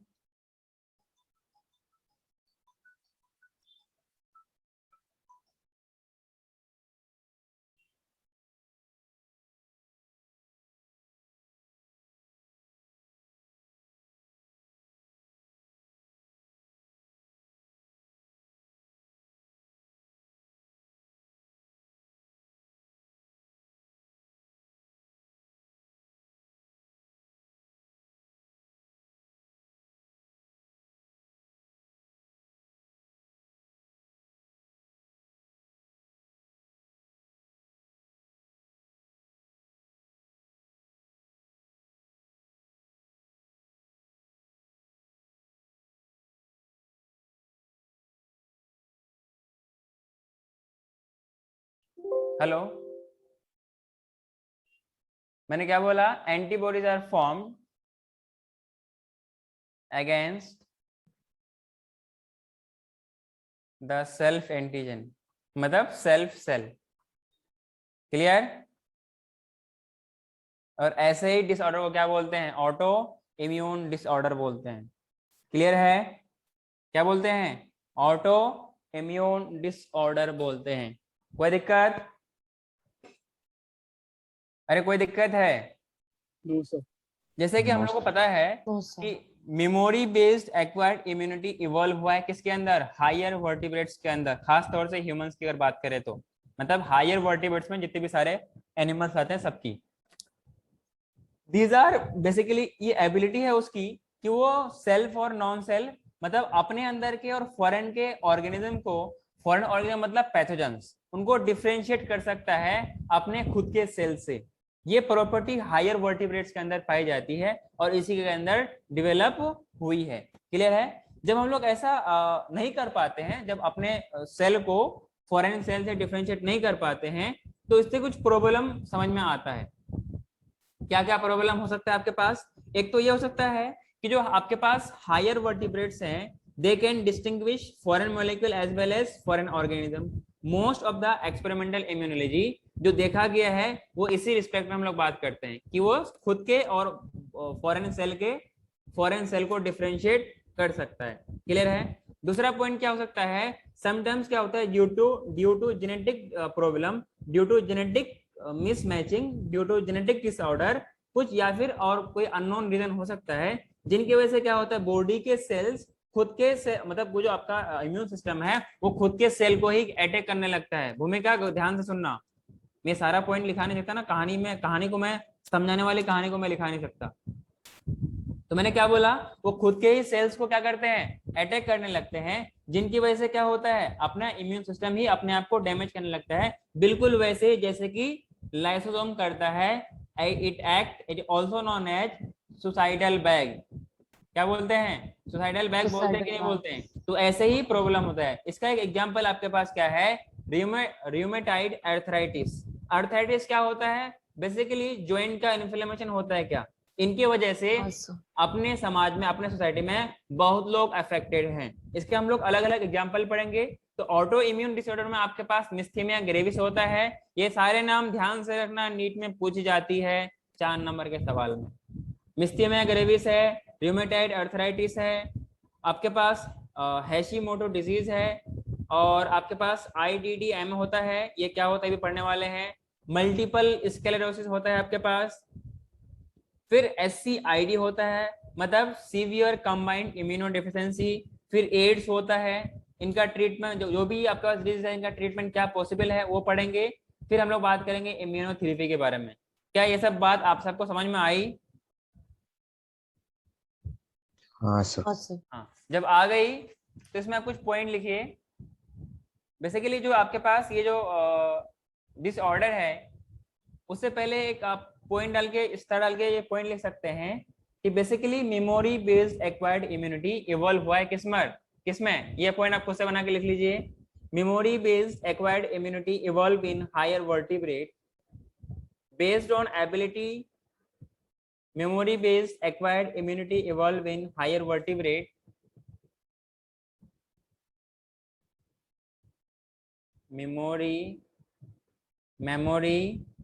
memory based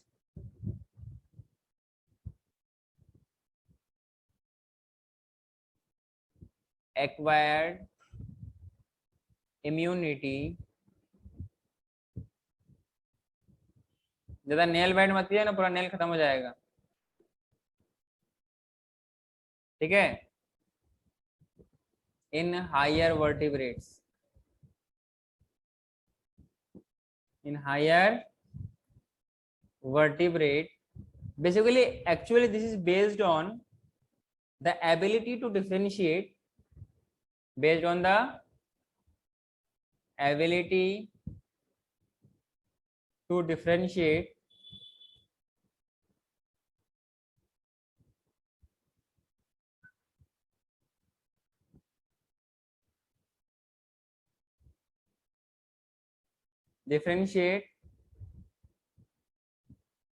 foreign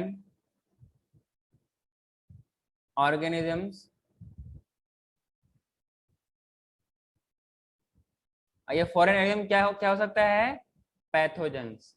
अरे हाँ कि ना? हाँ sir. Pathogens from self cell, from self cell. Clear है? तो आपने मतलब जो बोला था कि जैसे लाइसोसोम्स मतलब लाइसोसोम सुसाइडल बैग्स होता है, वैसे ही ये एंटीबॉडी जब खुद को डिटेक्ट नहीं कर पाता है, नहीं एंटीबॉडी डिटेक्ट नहीं कर पाती है, इम्यून सिस्टम अपने बॉडी के अगेंस्ट ही एंटीबॉडी का फॉर्मेशन करता है, समझा? इससे बोलो। एंटीबॉडी नहीं करता, अपना जो इम्यून सिस्टम है ना, वो अपने सेल के अगेंस्ट एंटीबॉडी का फॉर्मेशन करता है, और वो एंटीबॉडी अपने को दिक्कत देता है, समझे? हाँ। इतनी बात समझ में आई क्या तुम लोगों को?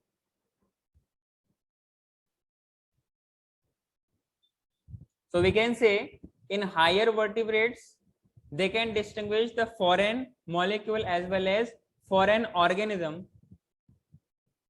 from the self cell. Clear? Yes sir. आगे बढ़ूं क्या? सर लिखना है। जल्दी लिख। जिनका हो गया वो पहला एग्जांपल लिखिए, मिस्थेनिया ग्रेविस। क्या है? मिस्थेनिया ग्रेविस।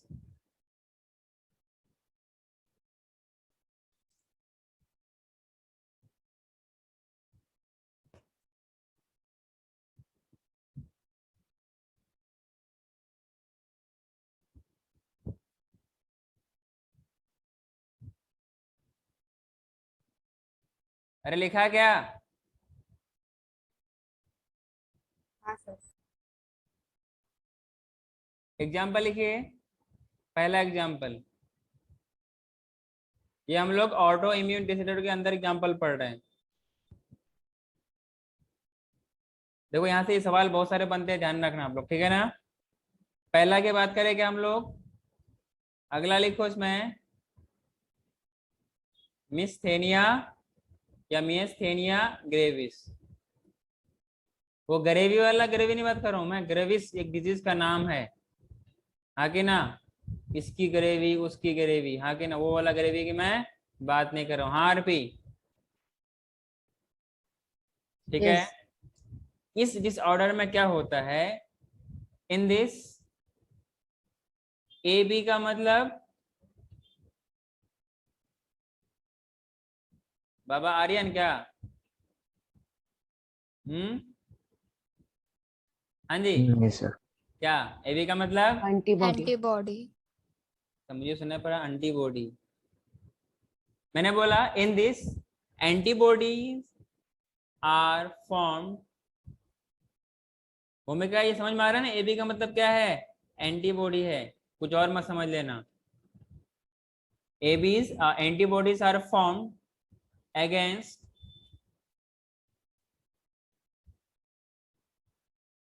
एसिटाइल, आपका नाम जाना पहचाना है ये, कोलिन रिसेप्टर। ये कहाँ प्रेजेंट होता है? मेरे भेजे में क्या? न्यूरोट्रांसमीटर्स। ये देखा है क्या? साइनेप्टिक वेसिकल्स में रहता है। ये वहां पर प्रेजेंट होती है। रिसेप्टर्स कहाँ प्रेजेंट होती है? मैंने सवाल पूछा था आप लोगों से, प्री या तो पोस्ट वो में? पोस्ट में होता है। तो प्री क्यों बोल रहा है? जहाँ सॉरी ठीक है ना, ये बोलते हो कि इसमें प्रॉब्लम नहीं है, पर सोच के बोलो क्या बोल रहे हो ना। Acetylcholine receptors, so these receptors are destroyed. देख एंटीबॉडी उसके अगेंस्ट बनेगी ना, तो ऑब्वियसली उसको डिस्ट्रॉय तो करेगा यार। एंटीबॉडी का काम क्या होता है? अपने को प्रोटेक्शन देना। लेकिन ये क्या है? डिसऑर्डर है, जिनकी वजह से क्या होता है, अपने उस रिसेप्टर्स को डिस्ट्रॉय करने लगते हैं। बात समझ में आ रही है? So these receptors are destroyed. Clear है क्या?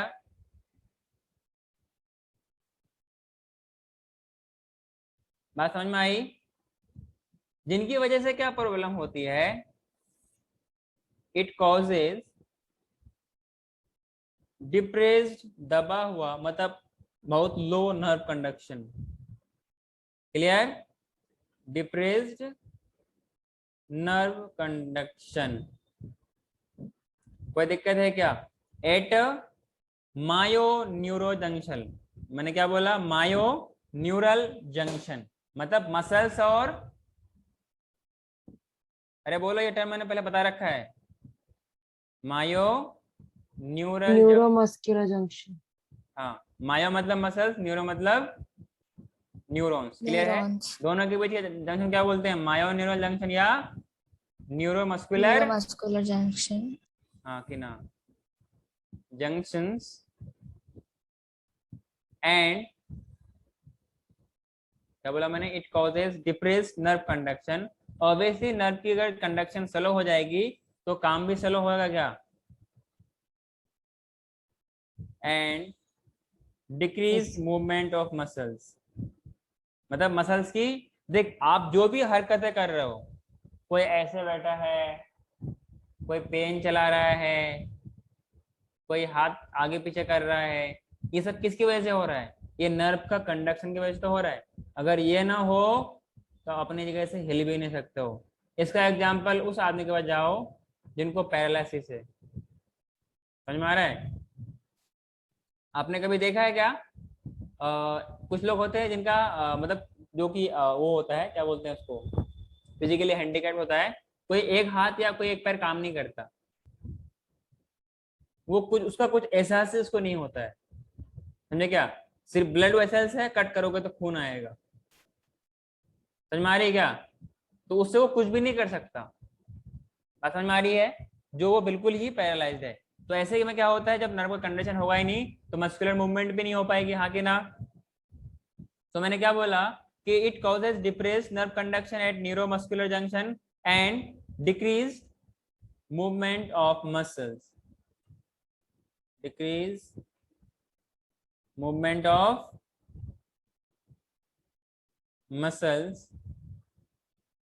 अब क्या होता है, कुछ टाइम बाद जब मसल्स इस्तेमाल हो ही नहीं पाता तो मसल्स डिजेनरेट होने लगते हैं। अरे हाँ कि ना? आफ्टर सम टाइम मसल्स, क्या बोला मैंने? Muscles starts degenerating.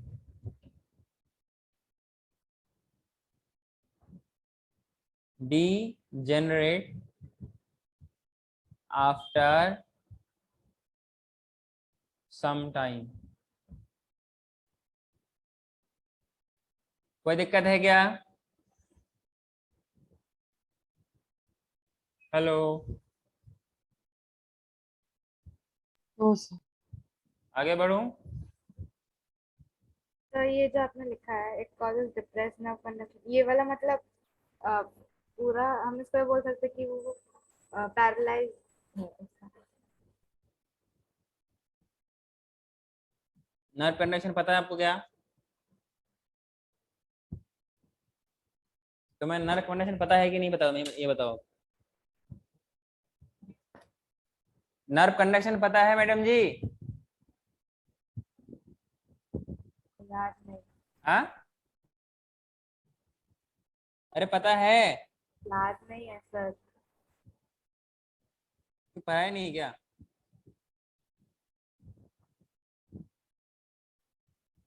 पढ़ाया हो कि नहीं पढ़ाया बताओ। कोई दिक्कत? तो कुछ टाइम बाद क्या होता है, ये मसल्स डीजेनरेट हो जाता है। नेक्स्ट पॉइंट लिखिएगा इसमें। नेक्स्ट पॉइंट मतलब क्या, नेक्स्ट एग्जांपल लिखिएगा दूसरा।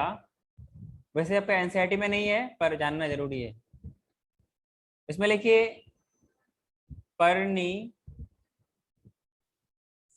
एनीमिया, या पर्निकियस या पर्नीसियस, जो पढ़ना पढ़िए।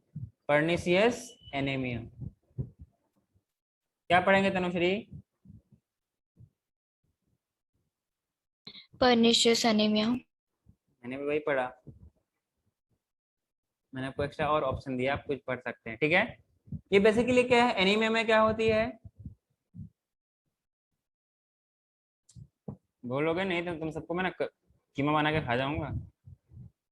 बोलो, एनीमिया क्या होता है? सर ब्लड लॉस, सर हाँ, ब्लड लॉस का कंडीशन। ब्लड लॉस कंडीशन ना। बेसिकली क्या होता है, इसमें भी एबी का फॉर्मेशन होता है। ABs are form. एक होता है कैसल इंट्रिंसिक फैक्टर, कभी नाम सुना है क्या?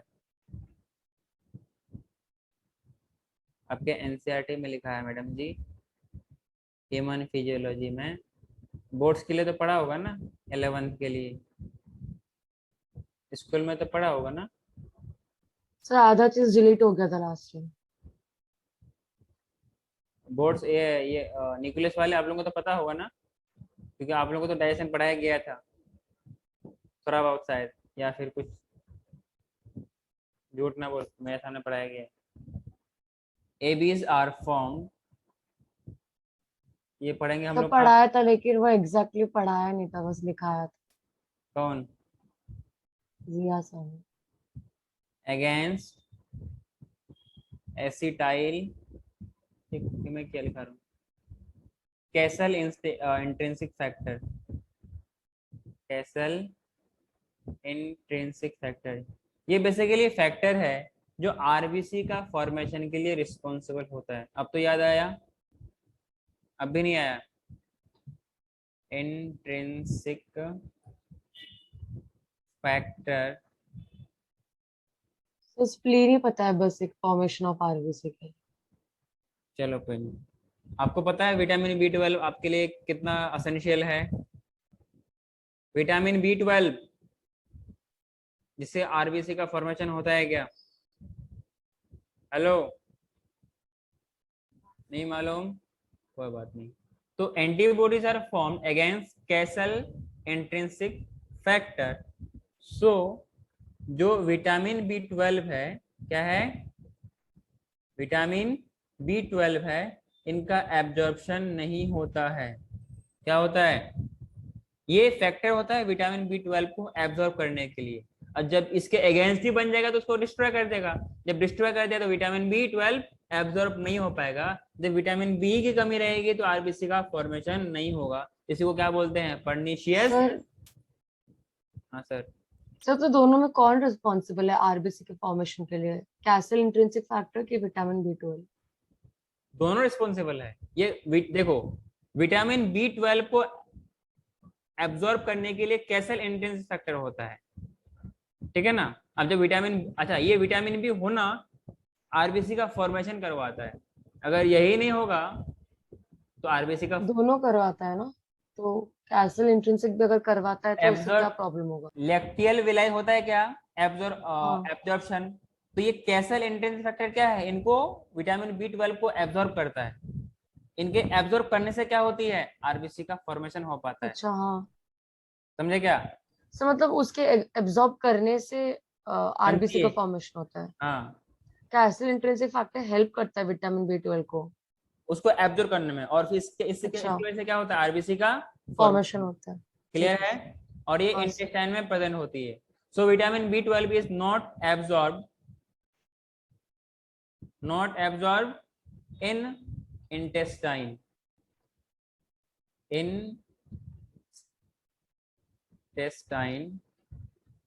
क्लियर है? And blood RBC formation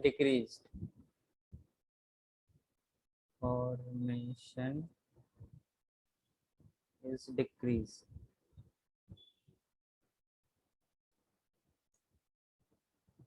clear है? अरे हाँ कि ना? ये कैसल इंटेंसिव फैक्टर किसके लिए होता है, विटामिन बी 12 को एब्जॉर्ब करने के लिए। और जब एब्जॉर्ब ही नहीं करेगा तो वो कैसल इंटेंसिव फैक्टर आरबीसी का फॉर्मेशन कैसे करवाएगा? क्लियर है क्या? जिनका हो गया वो तीसरा हाँ लिखिए। जिनका हो गया वो तीसरा लिखिए, हैशीमोटो डिजीज। हैशीमोटो डिजीज। क्लियर है क्या? इसमें क्या होता है, थायराइड ग्लैंड्स के अगेंस्ट एंटीबॉडी का फॉर्मेशन होता है। जब एंटीबॉडी का फॉर्मेशन होगा, they will destroy the thyroid gland, जिनकी वजह से क्या होगा, थायरोक्सिन की कमी होगा क्या, और इनकी वजह से क्या होता है, हाइपोथायरॉयडिज्म होता है, जिनकी वजह से क्या होगा, जो थायराइड ग्लैंड होता है ना वो बड़ा हो जाता है। आपके दिमाग में एक सवाल आ सकता है, जब सब थायराइड ग्लैंड बड़ा हो जाता है तो ज्यादा थायरोक्सिन प्रोड्यूस करना चाहिए। हाँ जी, ऐसा होना चाहिए क्या? वो थायराइड ग्लैंड बड़ा नहीं होता है। सो तो बेसिकली एबनॉर्मलिटी है ना, अगर इंक्रीज होगा अरे तो। सुन ले, क्या होता है वहां पर, जब इसको, क्या बोला था मैं, हाँ, जब उसको आयोडीन की कमी होती है तो थायराइड थायराइड के सेल, थायराइड ग्लैंड के थायराइड के सेल अपने साइज को बड़ा करते हैं, इनलार्ज करते हैं, ताकि ज्यादा से ज्यादा आयोडीन को वो एब्जॉर्ब कर सके। अपना साइज को क्यों बढ़ाता है, ताकि वो ज्यादा से ज्यादा आयोडीन एब्जॉर्ब कर सके। लेकिन आयोडीन तो अवेलेबल वैसे ही कम है, जिनकी वजह से साइज तो बढ़ जाती है और वो परमानेंट हो जाती है। हाँ कि ना? और बहुत सारी प्रॉब्लम हाँ सर। कॉज होती है। जैसे आजकल में खास तौर से फीमेल्स में क्या होता है, थायराइड का प्रॉब्लम बहुत है कि ना, क्योंकि hormonal disbalance plus life style के वजह से भी शुगर और थायराइड का प्रॉब्लम बहुत है, हाइपर थायराइड और हाइपोथायराइड दोनों। क्लियर है? बात समझ में आई? यस सर, क्लियर है। इसमें लिखिए, इसमें क्या होता है हैशिमोटो डिजीज में, antibodies are form, they are formed against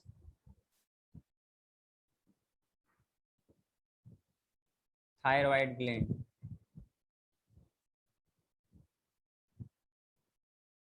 आप लोग थोड़ा ना ह्यूमन फिजियोलॉजी पढ़ के आया करो ना, ताकि थोड़ा सा कम टाइम में आप लोग कंप्लीट कर ले। एनसीईआरटी पढ़ के आया करो। थायराइड ग्लैंड के अगेंस्ट में इसका फॉर्मेशन होता है। क्लियर है? ये जो एंटीबॉडीज होती है फिर ये फर्दर क्या करती है, बोलो? दे destroy thyroid gland, thyroid gland. Clear है? अरे बोलो तो। एंड इनकी वजह से क्या होता हाँ है, सर, क्लियर है। Deficiency of thyroid hormone, yes और नो? बोलो जी। और थायराइड हार्मोन का हाँ नाम क्या है तनुश्री? कुछ पूछा क्या? थायराइड हार्मोन का नाम क्या है? थायरॉक्सिन। हाँ, जिनकी वजह से क्या होता है, इनकी कमी से साइज बढ़ जाता है हार्मोन की। गोइटर। ग्वाइटर, दैट इज क्या बोलते हैं इसको हम लोग? हाइपो। हाइपो मतलब लो, मतलब कमी थायरोक्सिन की, तो बोलेंगे ऐसे कंडीशन को हाइपोथायरॉयडिज्म। क्लियर? इसके भी 2 टाइप्स होता है ना, हाइपो के दो नहीं होते, थायराइड के। हाइपो और हाइपरथायराइडिज्म होता है, तो हाइपो अलग है, हाइपर अलग है। अलग है। मतलब थायराइड से रिलेटेड डिसऑर्डर दो होते हैं, इसका एक में बढ़ जाती है, एक में कम हो जाती है। इसमें बढ़ जाती है उसमें बहुत सारे ज्वाइंट पेन होता है, क्योंकि सॉल्ट तो बॉडी के सेल में जाएगा। अब हर तरीके से हर जगह लिमिटेड लिमिटेड अमाउंट में होना चाहिए। कहीं फिर ज्वाइंट में जाएगा, ज्वाइंट में जाएगा तो ज्वाइंट ये सब देख रहा ना, ये ज्वाइंट्स, इसमें पेन करेगा, घुटना में दर्द होएगा, फिर चलते चलते घुटना पकड़ लेंगे, ये सब प्रॉब्लम होता है। एज बढ़ती जाती है। फीमेल्स में क्या होता है, कुछ वहां पर एस्ट्रोजन और प्रोजेस्टेरोन का फैक्टर आता है, जिनकी वजह से उन लोगों को ये ज्यादा चांसेस रहता है। सर कैल्शियम कब होता है बोन्स में 30 के ये बाद, ऐसा भी कुछ है ना? सब पढ़ेंगे, लेकिन अपनी अपनी जगह में, यहाँ पर नहीं। आगे बढ़ूं क्या? Yes sir. हाँ सर। चौथा एग्जांपल लिखिएगा, रियोमेटाइड अर्थराइटिस। रियोमेटाइड अर्थराइटिस। कभी ये मत बोलना कि एनसीईआरटी में नहीं लिखा हुआ है, जो बोलेगा ना उसको उठा के बाहर फेंक दूंगा। पूरे एनसीईआरटी खंगाल के फेंक दे, मिल जाएगा कहीं ना कहीं। रियोमेटाइड अर्थराइटिस, इसका मतलब क्या होता है? ITIS का मतलब क्या होता है? अरे बोलो तो। नहीं बोलने की बीमारी है क्या? पता नहीं क्या है। पता नहीं क्या होता है। इसमें लिखिए, it is due to the presence of rheumatoid factor. ये फैक्टर क्या होता है? Rheumatoid factor. और ये पता है ये फैक्टर क्या है? बेसिकली एक एंटीबॉडी है, इसको हम लोग क्या बोलते हैं? Type of immunoglobulin. Type of immunoglobulin. Immunoglobulin. नाम क्या है? IgM। मतलब रियोमेटॉइड अर्थराइटिस के लिए कौन रिस्पॉन्सिबल होता है? IgM रिस्पॉन्सिबल होता है। क्लियर है? जो साइनोवियल इम्यूनोग्लोबिन होता है ना ग्लोब्यूलिन। सर? हर जगह पे आपने इम्यूनोग्लोबिन लिखा है, क्या लिखा है? इम्यूनोग्लोबिन लिखा है। मैंने क्या बोला? इस रियोमेटॉइड अर्थराइटिस में क्या होता है? साइनोवियल मेम्ब्रेन में क्या होता है? इन्फ्लामेशन। जहां पर भी ITIS या TIS टर्म में, इसका मतलब समझना कि क्या होता है? इन्फ्लामेशन होता है। और इस तरीके से अर्थराइटिस है ना, ये बेसिकली ज्वाइंट से रिलेटेड इन्फ्लामेशन होती है। क्या होता है? ज्वाइंट से रिलेटेड इन्फ्लामेशन होती है। तो जहां पर मैंने क्या बोला, ऐसे केस में क्या होता है? साइनोवियल मेम्ब्रेन में क्या होती है? इन्फ्लामेशन होती है। अगर इसको ट्रीटमेंट ना की जाए, if left untreated, then what will be the possibility, what will be the problem causes? होगा क्या? जो आपका साइनोवियल जॉइंट्स मेम्ब्रेन, में। साइनोवियल मेम्ब्रेन क्या होगा? ये इसकी साइज, इसकी थिकनिंग बढ़ जाएगी, जिसके अंदर जो जॉइंट है वहां पर जो फ्लूइड होती है वो उसकी क्या बोलते हैं, फ्लूइड का अमाउंट बढ़ जाएगा। जिनके बढ़ जाने से, जिनके बढ़ जाने से वो अपने उस वाल पे प्रेशर एक्सर्ट करेगा, और दैट विल कॉजेज पेन। इसकी वजह से क्या होता है? जॉइंट पेन होता है। क्लियर है? और वो जो आपका मेम्ब्रेन वहां पर है, that start secreting some granules, that start secreting from some, what happened, that starts secreting granules, उसको हम लोग क्या बोलते हैं? पैनस। क्या बोलते हैं? पैनस। कुछ और मत समझ लेना, इट इज PANNUS, क्या बोलते हैं इसको, पेनस।